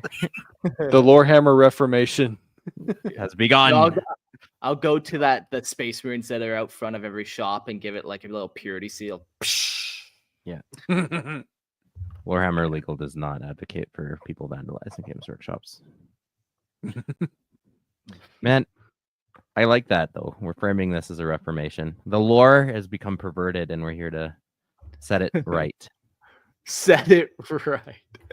We got to have the Reformation before we can have the heresy. So, mm-hmm. And then we can have the violence. There we go. That's where it always ends. But you're right. That is what we're here for. All right, let's get into the organization. By the Omnissiah's sacred design, each forge world is governed by a fabricator general. Yet it is the most blessed fabricator of Holy Mars who stands as arch-mandate of the cult Mechanicus. His will resonant through the new sphere like the pulse of a divine circuit. Beneath his sanctified authority serves the fabricator locum, thrice anointed conduit of the Martian will, who may in turn awaken the authority of the Magi. Technicus, Metallurgicus, Alchemists, Cogitatres, and Pedanticum. Their functions ordained by the motive force. To these are added the tech assassins, hive monitors, and holy requisitioners, each a blade, lens, or conduit of the machine god's purpose. So yeah, just kind of laying out all their ranks and titles. Under them serve the faithful, fabricators minoris, fulgurites crackling with divine static, corpuscari irradiated with sanctified voltage, overseers and underseers, stasis clerks who archive time itself, and the sacred crazed techno-dervishes who dance to the rhythms of blessed logic. The sum of governance on each world of flame and steel is the forged synod, a conclave of archmagi, binary in thought, and ablaze with divine calculus, presided over by their fabricator general. All such synods in awe and algorithm bend knee to the great synod of Mars, the holiest of circuit thrones, the pulsing heart of the machine god's endless litany. So then we break it down a little further into holy orders. By the luminous will of the Omnissiah, the cult Mechanicus is arrayed in sacred divisions of holy function, known as the Blessed Orders. Within these consecrated circuits, the tech priests may transmute their designation in accordance with divine necessity, as ordained by the rhythms of the machine god's ineffable logic. The orders of the Magi pursue arcane trajectories, data paths of glory or ruin, charting spirals of enlightenment through data spores and flame. The Genitors, sanctified vivisectors, dissect the profane flesh of the Xenos and describe or transcribe the biological lexicon into chrome and sinew, forging aberrant sanctities of flesh-warped steel. The Ordo Logis, contemplatives of the Omnissiah's unforeseen flow, divine future inputs through sacred calculus, forecasting resource expenditure, distribution matrices, and sacred data requiems. My God, I feel like I'm watching that video where it's like talking about office workflow and. I was gonna say, would this make math class better or worse if they raised it? Right. Sacred calculus. Yeah, it would be better because it comes with like if you get the question wrong, they grind your limbs off. So you'd really try. Big but- impetus for success there. Yeah, exactly. And the final sacred order so far, we have the Magi, the Logists, and the Genitors, but we also have the Artisans, sacred forgers and restorers, laborer in prayer to weld and manifest the holy instruments of war. Each plasma coil they sanctify, each bolt round they anoint, sings praise to the machine god in the heat, fire, and righteous function. Yeah, so now we'll dive a little deeper into those 4 holy orders. Like I said, there's the Magi, Generators, Hold on. Logi, and Artisans. Before you move on, productivity must just be in the toilet when every bolt needs to be sanctified while they're on the production line.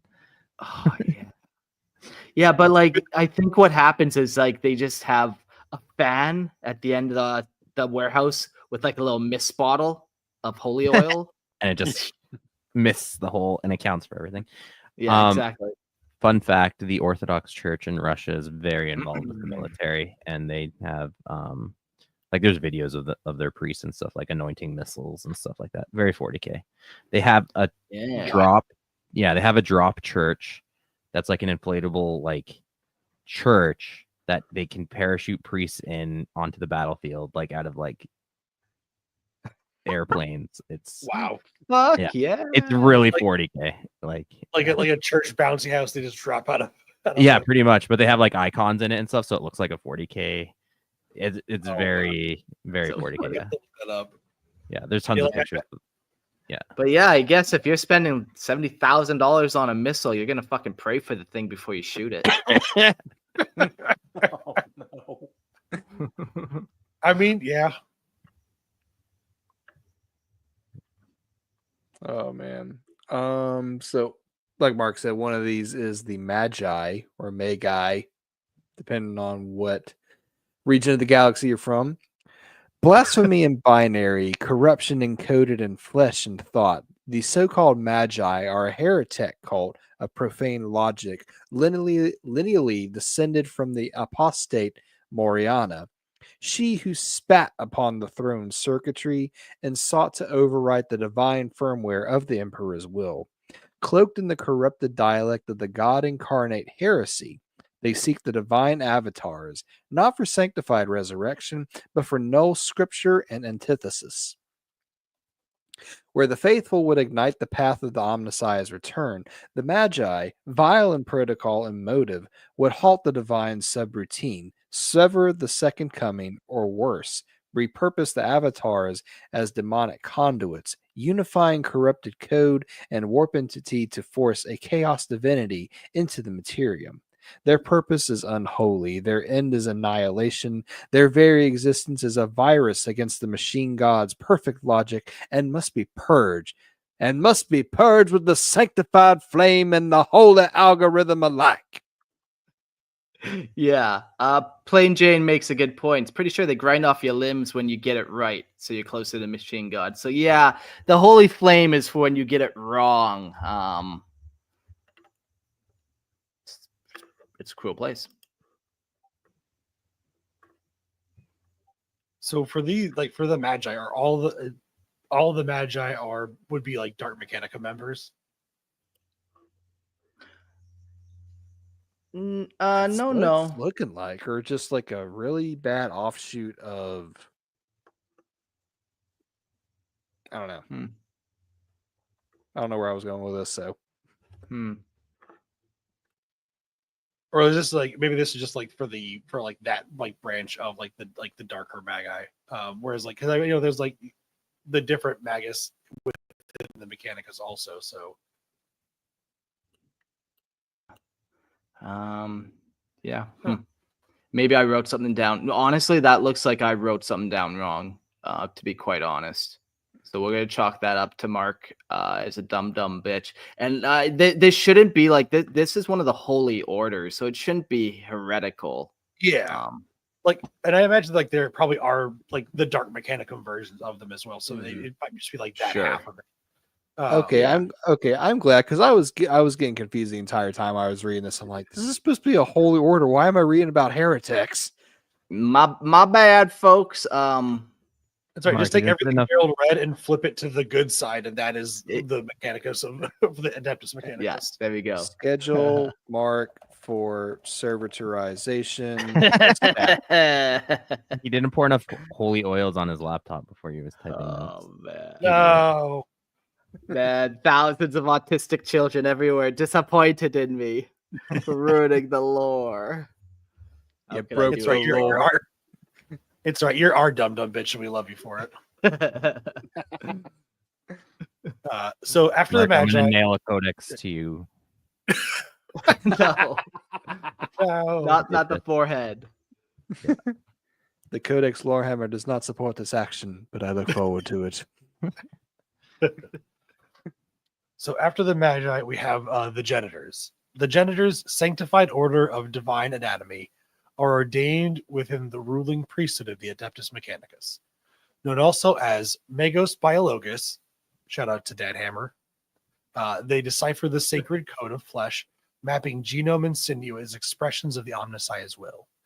By decree, they dissect the alien to unmake it and sanctify the human form through augmentation. Among the few permitted to study Xenos, they labor in hidden vaults like Anphelian base, decoding Tyranid bioheresy to forge holy counterscript. Janitors march with explorer fleets bearing the binary rite of purification to every rediscovered gene line. This is like, I know this might sound weird, but this is probably what I would do if I was going to be in the Mechanicus. Is I would want to be a janitor, and probably one of the Xenos ones. Yeah. It'd be fun. It'd be so different. You'd see such bizarre and interesting things. Yeah. Yeah, like What's that book with all the dissection diagrams in it? I forget what it's called. It's old. It's an old 40K book, but like it's pretty much the Xenophology or something. yeah, like it's an older 40K art book where there's a Magos biologist who's like dissecting aliens and like writing about them, and like they have like pictures of like dissected Tau and all kinds of Xenos. Okay, I've seen some of those pictures. Yeah. Yeah. I wonder if these specific Mechanicus tech priests interact with the Order of Xenos a lot, or the Death Watch, because of I would imagine. because of how often they interact with other Xenos races. Yeah. Yeah, I would imagine because it sounds like there's very few of them, so they would be pulled into like inquisitorial cadres, and these would be the ones that would be making like the virus bombs and stuff. Yeah, how better to kill Tyranids if someone who studies Tyranids and knows exactly what at least this strain's weaknesses are, and there's also kind of going back to the Magos things. There are like tons of disciplines. Sure. Mm-hmm. Yeah, like there's a whole list, but yeah, you have the biologists and janitors. You have, cartographer, well, cartographicus, which is like cartography. There's like a geologist, which is like obviously geology. Like they pretty much take the sciences and like turn them into high Gothicize them and then turn them into a tradition. Although I imagine like the alchemies one is the Magos alchemies is probably, I don't know, maybe just as much alchemy as it is chemistry at this point, but yeah. All right. Let's talk about the Logi or Logi. The Logis, high-ranking tech priests of the Adeptus Mechanicus, are the divine seers of data. Their sacred purpose to divine the future through sacred analysis, computation, and foresight. As analysts and logisticians, they forecast the needs of the Mechanicus, their calculations seen on prophetic within the binary faith. Their function is a bridge of the machine god's infinite will, their predictions guiding the sacred flow of resources and destiny. That's cool. They're supply chain clerks that can almost see the future with how well they know their craft. And the final one, artisans. And they are the sacred constructors of the Adeptus Mechanicus and are divine architects crafting machines, weapons, and edifices in service of the Omnissiah. Omnissiah, masters of design, they overseer the holy forges of the forge worlds, commanding legions of servitors to shape the sacred steel and divine circuitry that fuels the Imperium's war machines. Their craft is the manifestation of the machine god's will.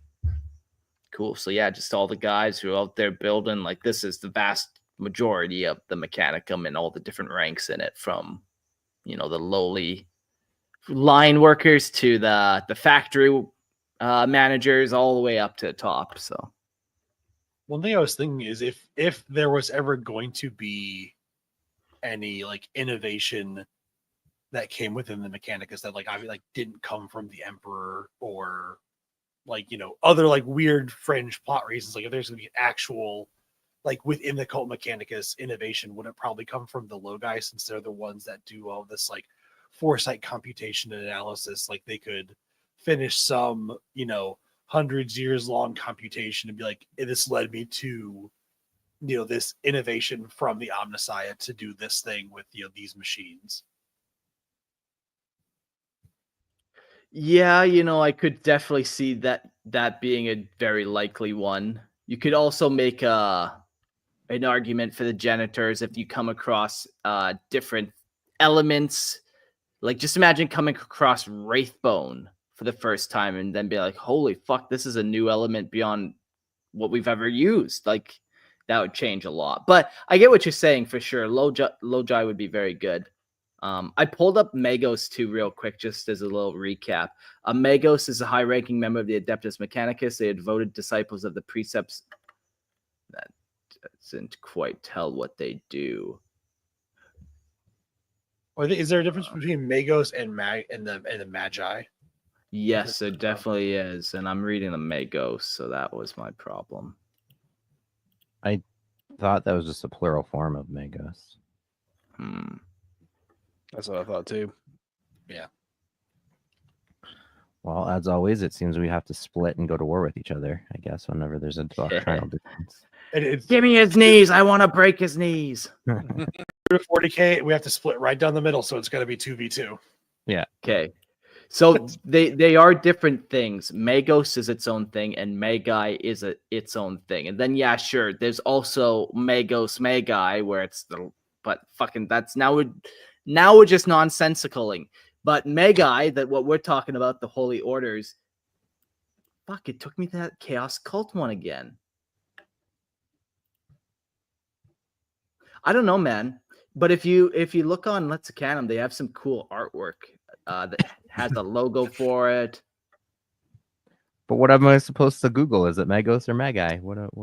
Magi for sure. Well, actually, I Lexicanum the Cult Mechanicus, and then halfway down you learn about the Holy Orders. I sense an infiltration pot by the Dark Mechanicum. Yeah, honestly, I think so. I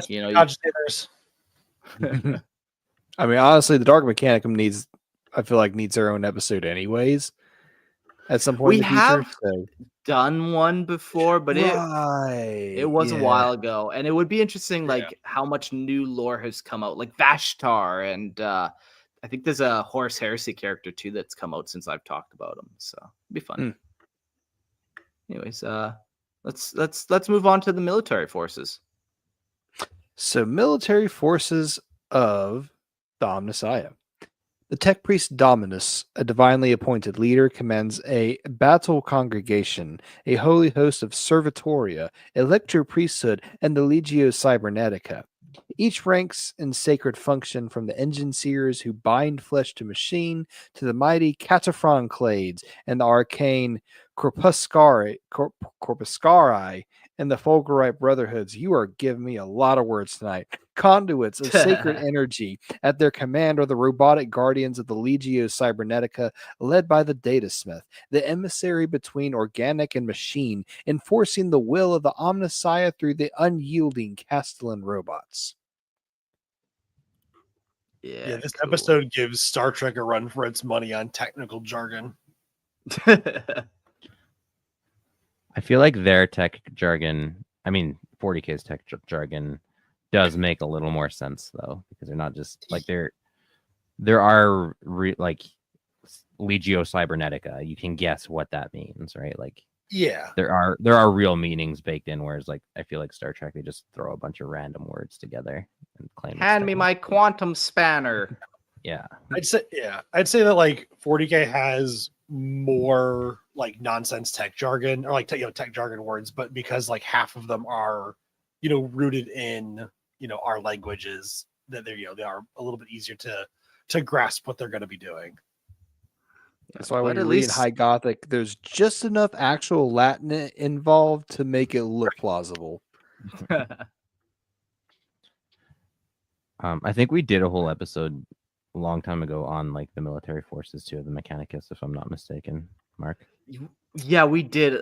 Definitely the Legio Cybernetica one. We did a huge episode on that. That was episode 69. You know what? I think you're right. Maybe we skip this little section because we're running out of time here. We mentioned it briefly. There's the servitors. There's the tech priests. I did write down 6 pages of servitors, which I'm going to, copy and paste that into its own episode of Servitor Mania, and it'll just be 2 hours of just talking that servitors. Everything from golem servitors to technomedic servitors to munitorium servitors to you get the fucking point. There's a servitor that can tell you all about all the servitors that they have. Right. The servitor. And then the final branch that they have after the Legio Cybernetica, which is episode 69, is the Sect Missionarius Mechanicus. I'll read this one because I'd never heard of this one before. Or Chris, if you want to, you can read this one if you know where it's at. Yep. The Sect Missionarius Mechanicus. Sacred heralds of the Omnissiah's divine will. Seek to spread the worship of the machine god, guiding imperial citizens into the sanctity of the Mechanicus. Their sacred charge is the great work, ascension through the acquisition of knowledge bestowed by the Omnissiah. In their zeal, they strive to illuminate the path to salvation, though the Adeptus Mechanicus in its sacred isolation does not fully embrace their proselytizing. Yet the Missionarius remains steadfast, seeking to bring the light of the Omnissiah to all. So, just missionaries, Mechanicus missionaries. Kind of cool, It is kind of fun to think that there's some Mechanicus members out there trying to just tell regular humans about their crazy wonky. Yeah, we come on over. We'll grind your limbs off. No big deal. We'll hook you up with this cool toaster arm. Like, yeah. It's for the pursuit of knowledge. Come on, bro. It's just more knowledge. I like that meme. Like, come on, bro. Just a little more. It's like crying. Come on, bro. Worship the machine god, bro. Would you like to talk about our Lord and Savior, the Omnissiah? We have toasters. Just imagining like Mormons with robot arms coming to my door. It is interesting that the sects, they are defined as a sect in that like they're not necessarily mainstream. Like we said, like Mechanicus is very like insular.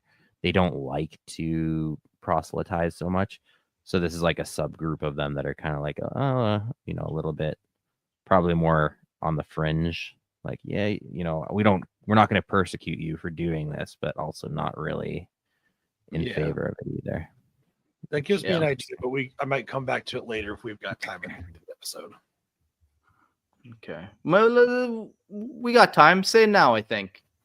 So that, I guess that makes me wonder, if them going out like this sect trying to go out and recruit is like not mainstream, is not part of like the core Mechanicus. Like, do they have, I guess, like how do they replenish their numbers? Like, is it just they do have enough people coming through? Do they conscript people?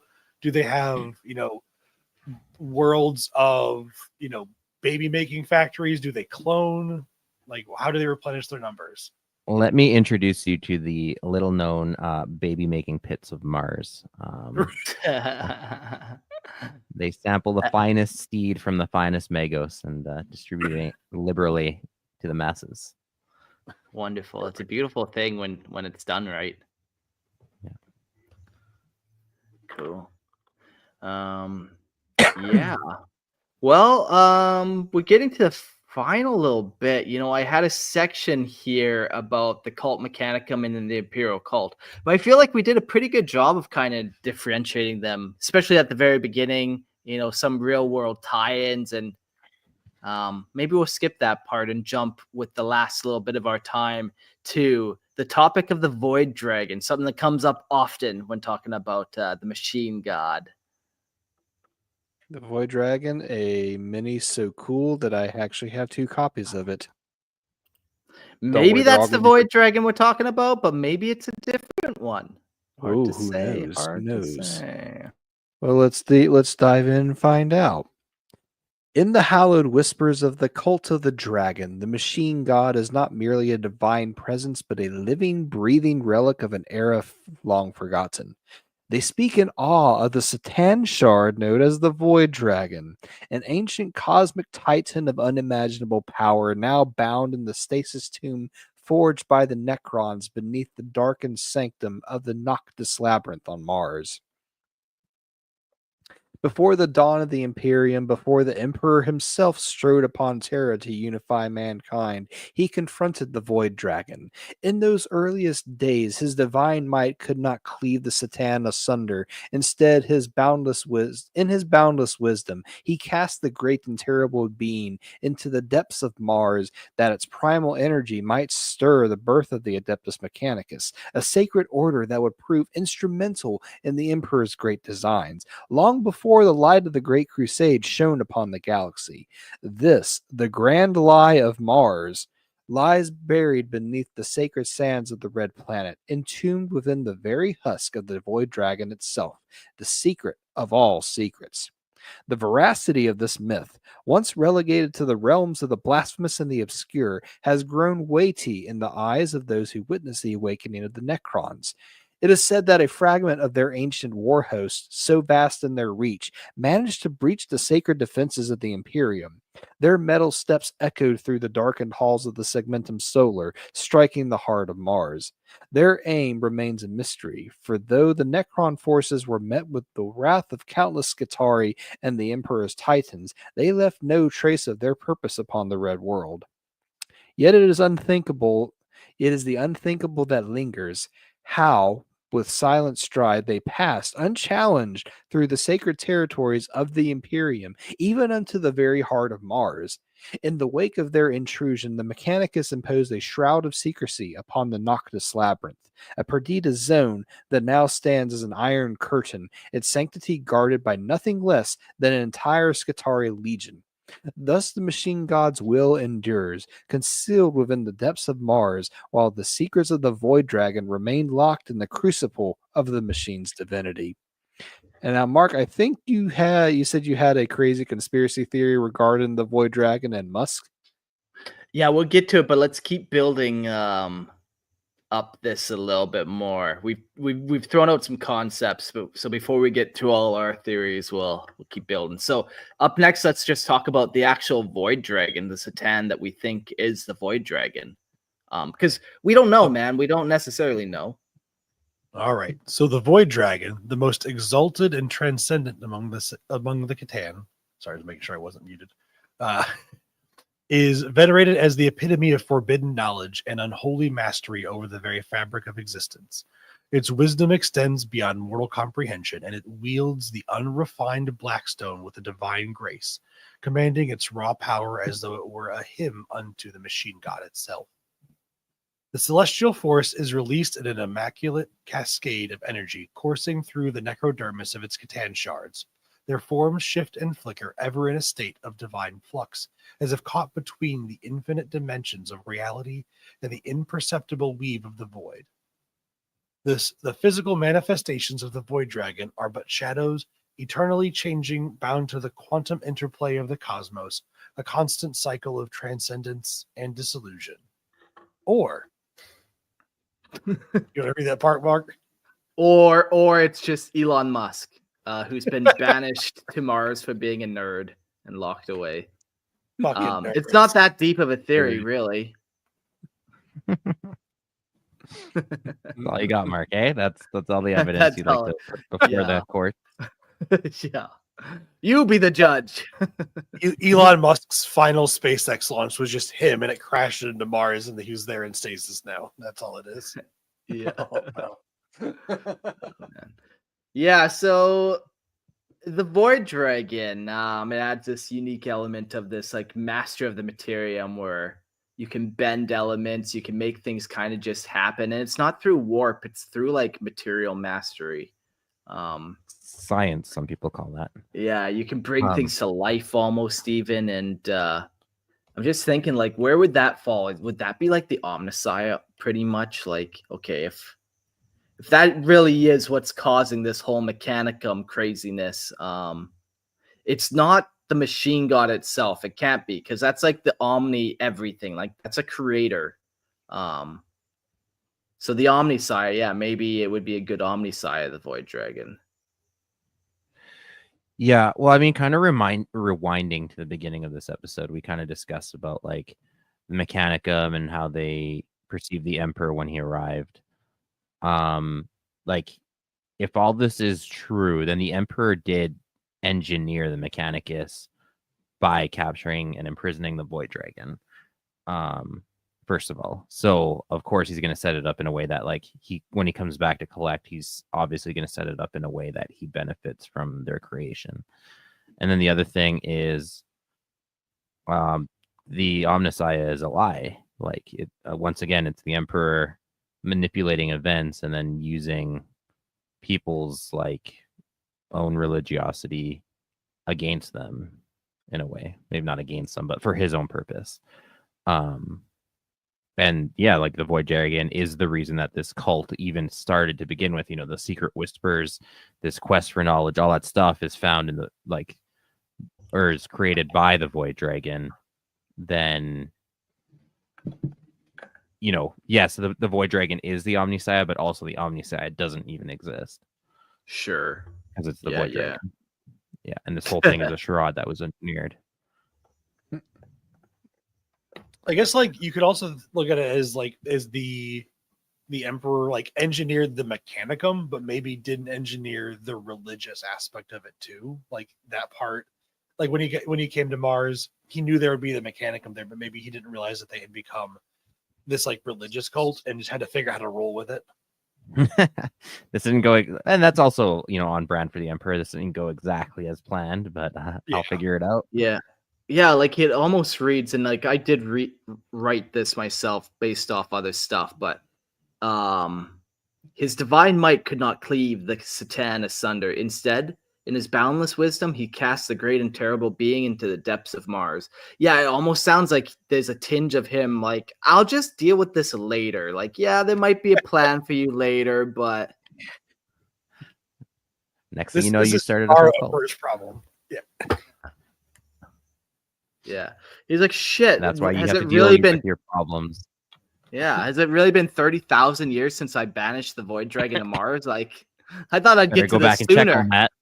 I forgot the reminder on my calendar. Fuck. Shows back up to Mars. Oh, look, all these nerds here are worshiping the Void Dragon. They're making all kinds of weapons. Well, I guess I better use their religion to make some kind of Imperium so they can make all my weapons for my Great Crusade. Yeah. Okay, there, hoser. And an interesting accent for the Emperor. Were you not here were you not here when we were doing the prime, or which Primarch was it? I don't know. It's Malcador, and then you just see like the it was all the blanks just viewing the Emperor as just this random dude popping up against like all the 10-foot tall Primarchs. Hey, what's up, my dudes? Now you derailed my train of thought. You're welcome.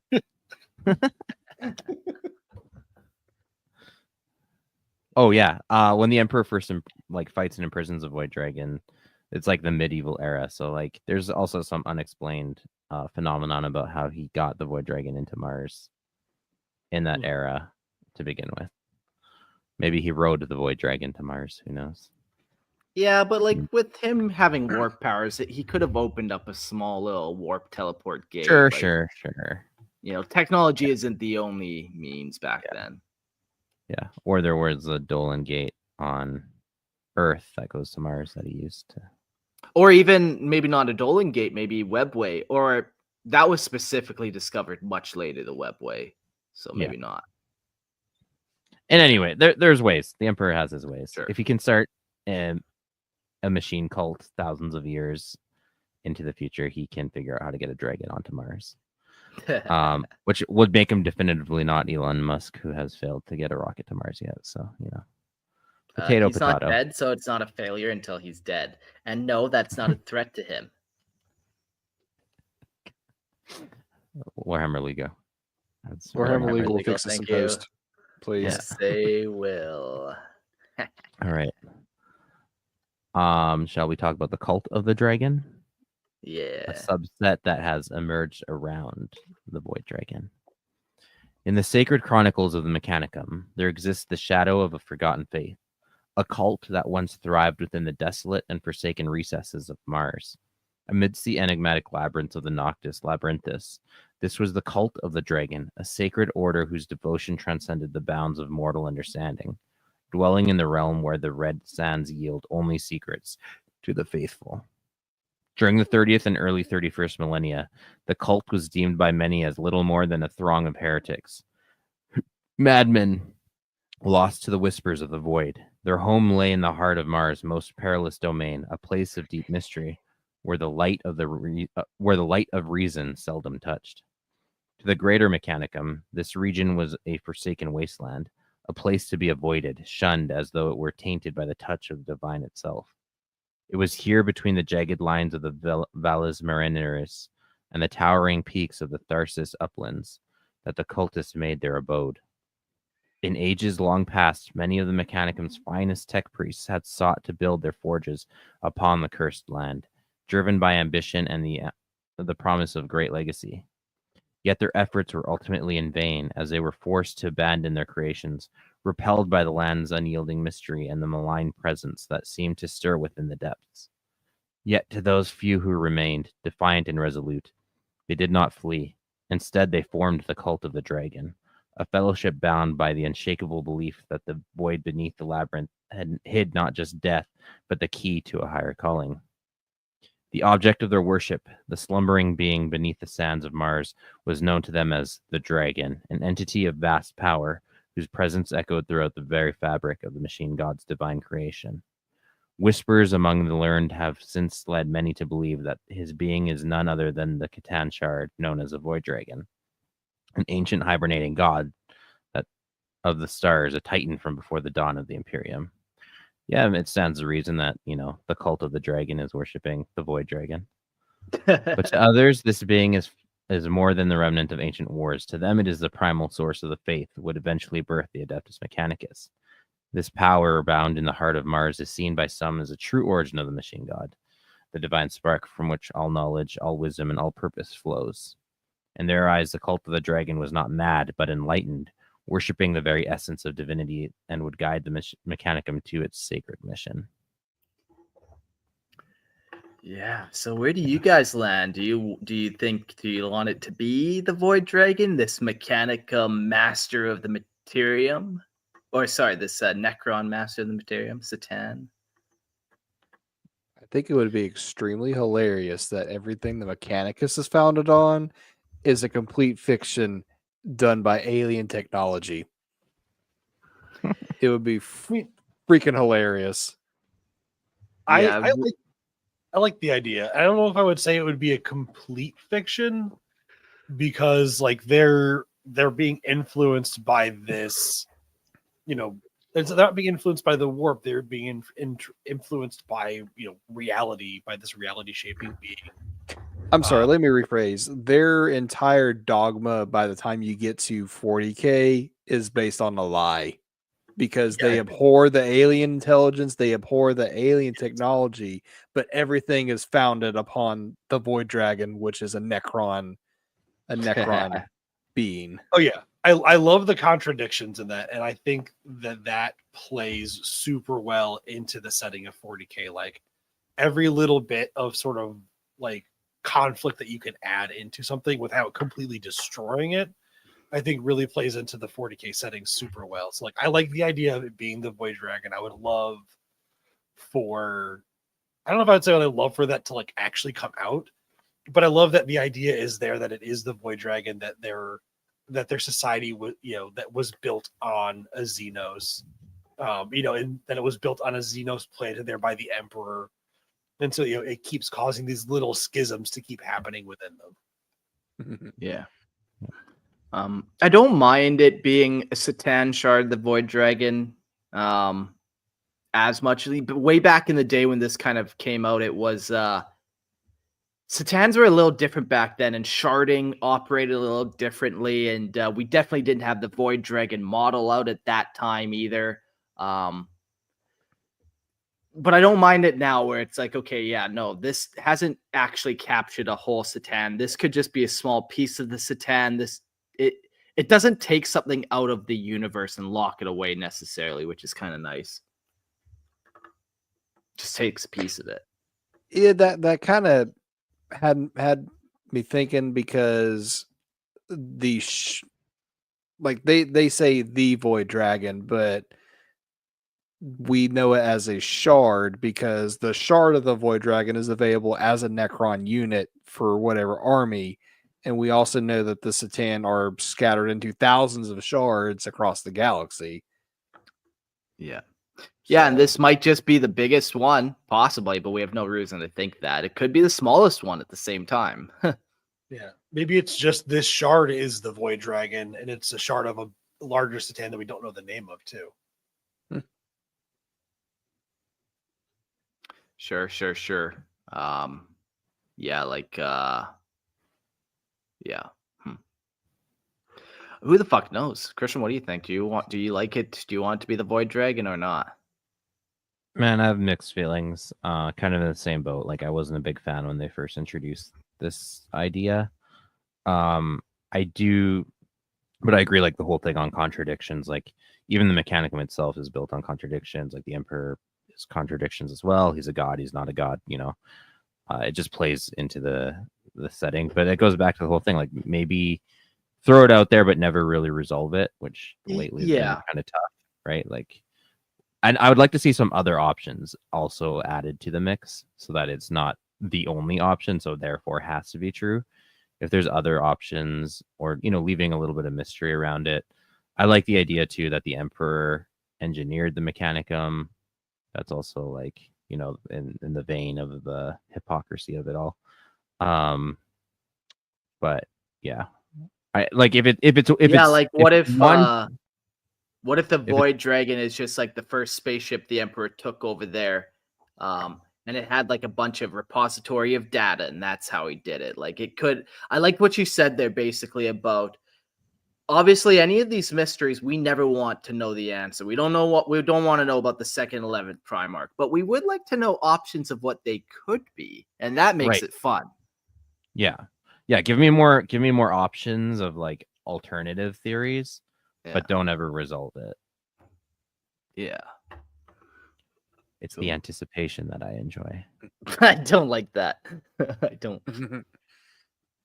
Yeah.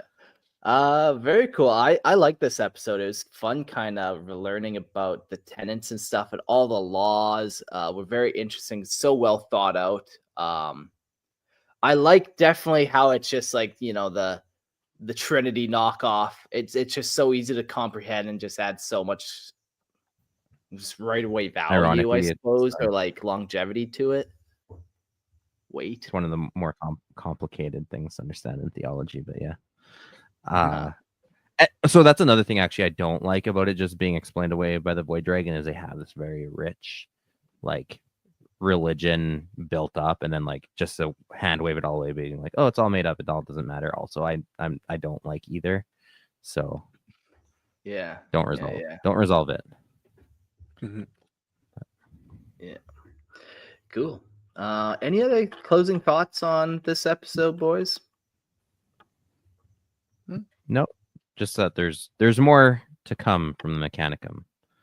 Yeah, like I have 6 pages of servitors, so let's not forget that they exist out there, typed up and waiting to be read into your little ear holes.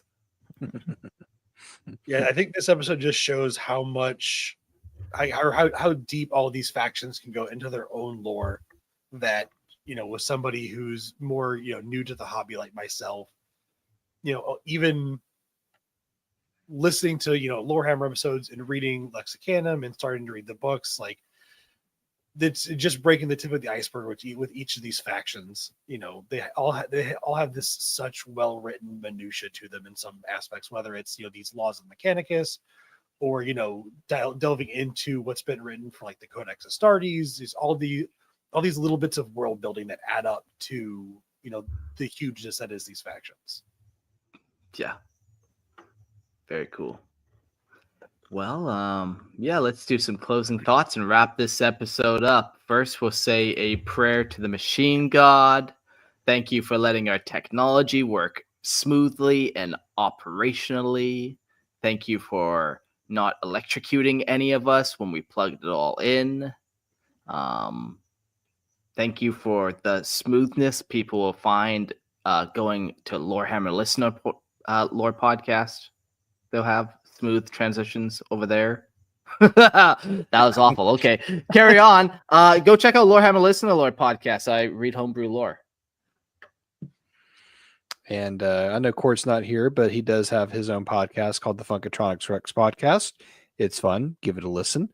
If you want to hear more of my dulcet tones and other wacky voices, not my Trump voice, Jax. I don't know what you're trying to go with that. That wasn't my Trump voice. I was trying to be ecclesiastical here. Anyways, head on over to the Grim Lore Podcast, where my co-host and I talk about Warhammer Fantasy and some Age of Sigmar and other settings like Halo, Destiny. And we were given a request to talk about Marathon, which apparently they're having a reboot. They're having a reboot happen, so might be worth looking into. So we are currently on hiatus though, because some stuff has come up with me and my co-host. So we're not going to be releasing any new episodes for a little bit until that gets resolved. But we still got some episodes for y'all to listen to. So nice, sounds fun. Yeah, there's always a lot to listen to out there. So. And if you like the world of Pokemon, trying out a new project called the Pokalore Podcast. Ironically, not a podcast yet, but currently can watch us on YouTube. So come check us out there. Trying out the visual medium a little more experimentally, but nice. Very cool. Also on YouTube, I have just recently started getting back to uploading videos. If you would like to watch me attempt to learn how to be a blacksmith, check out my YouTube channel of Stout Hammer Forge. Come on, watch, give me suggestions if you want to see me try to make something. It was therapeutic the one day I was watching you just bang whatever. You were making a little knife, and I was just watching you forge. Very cool. What an art. First steps on the road to the Mechanicus. You're a baby artisan. Yes, setting up my own forge world in my garage. That's can't wait for the episode where you amputate your hand and graft a hammer to it to ascend. Very cool. All right, boys. Well, that's that episode. I think up next is Rogel Dorn and the Imperial Fist. So we'll see you guys there, and get your fisted for the Emperor ready. Here we go. Adios, everyone. Good night.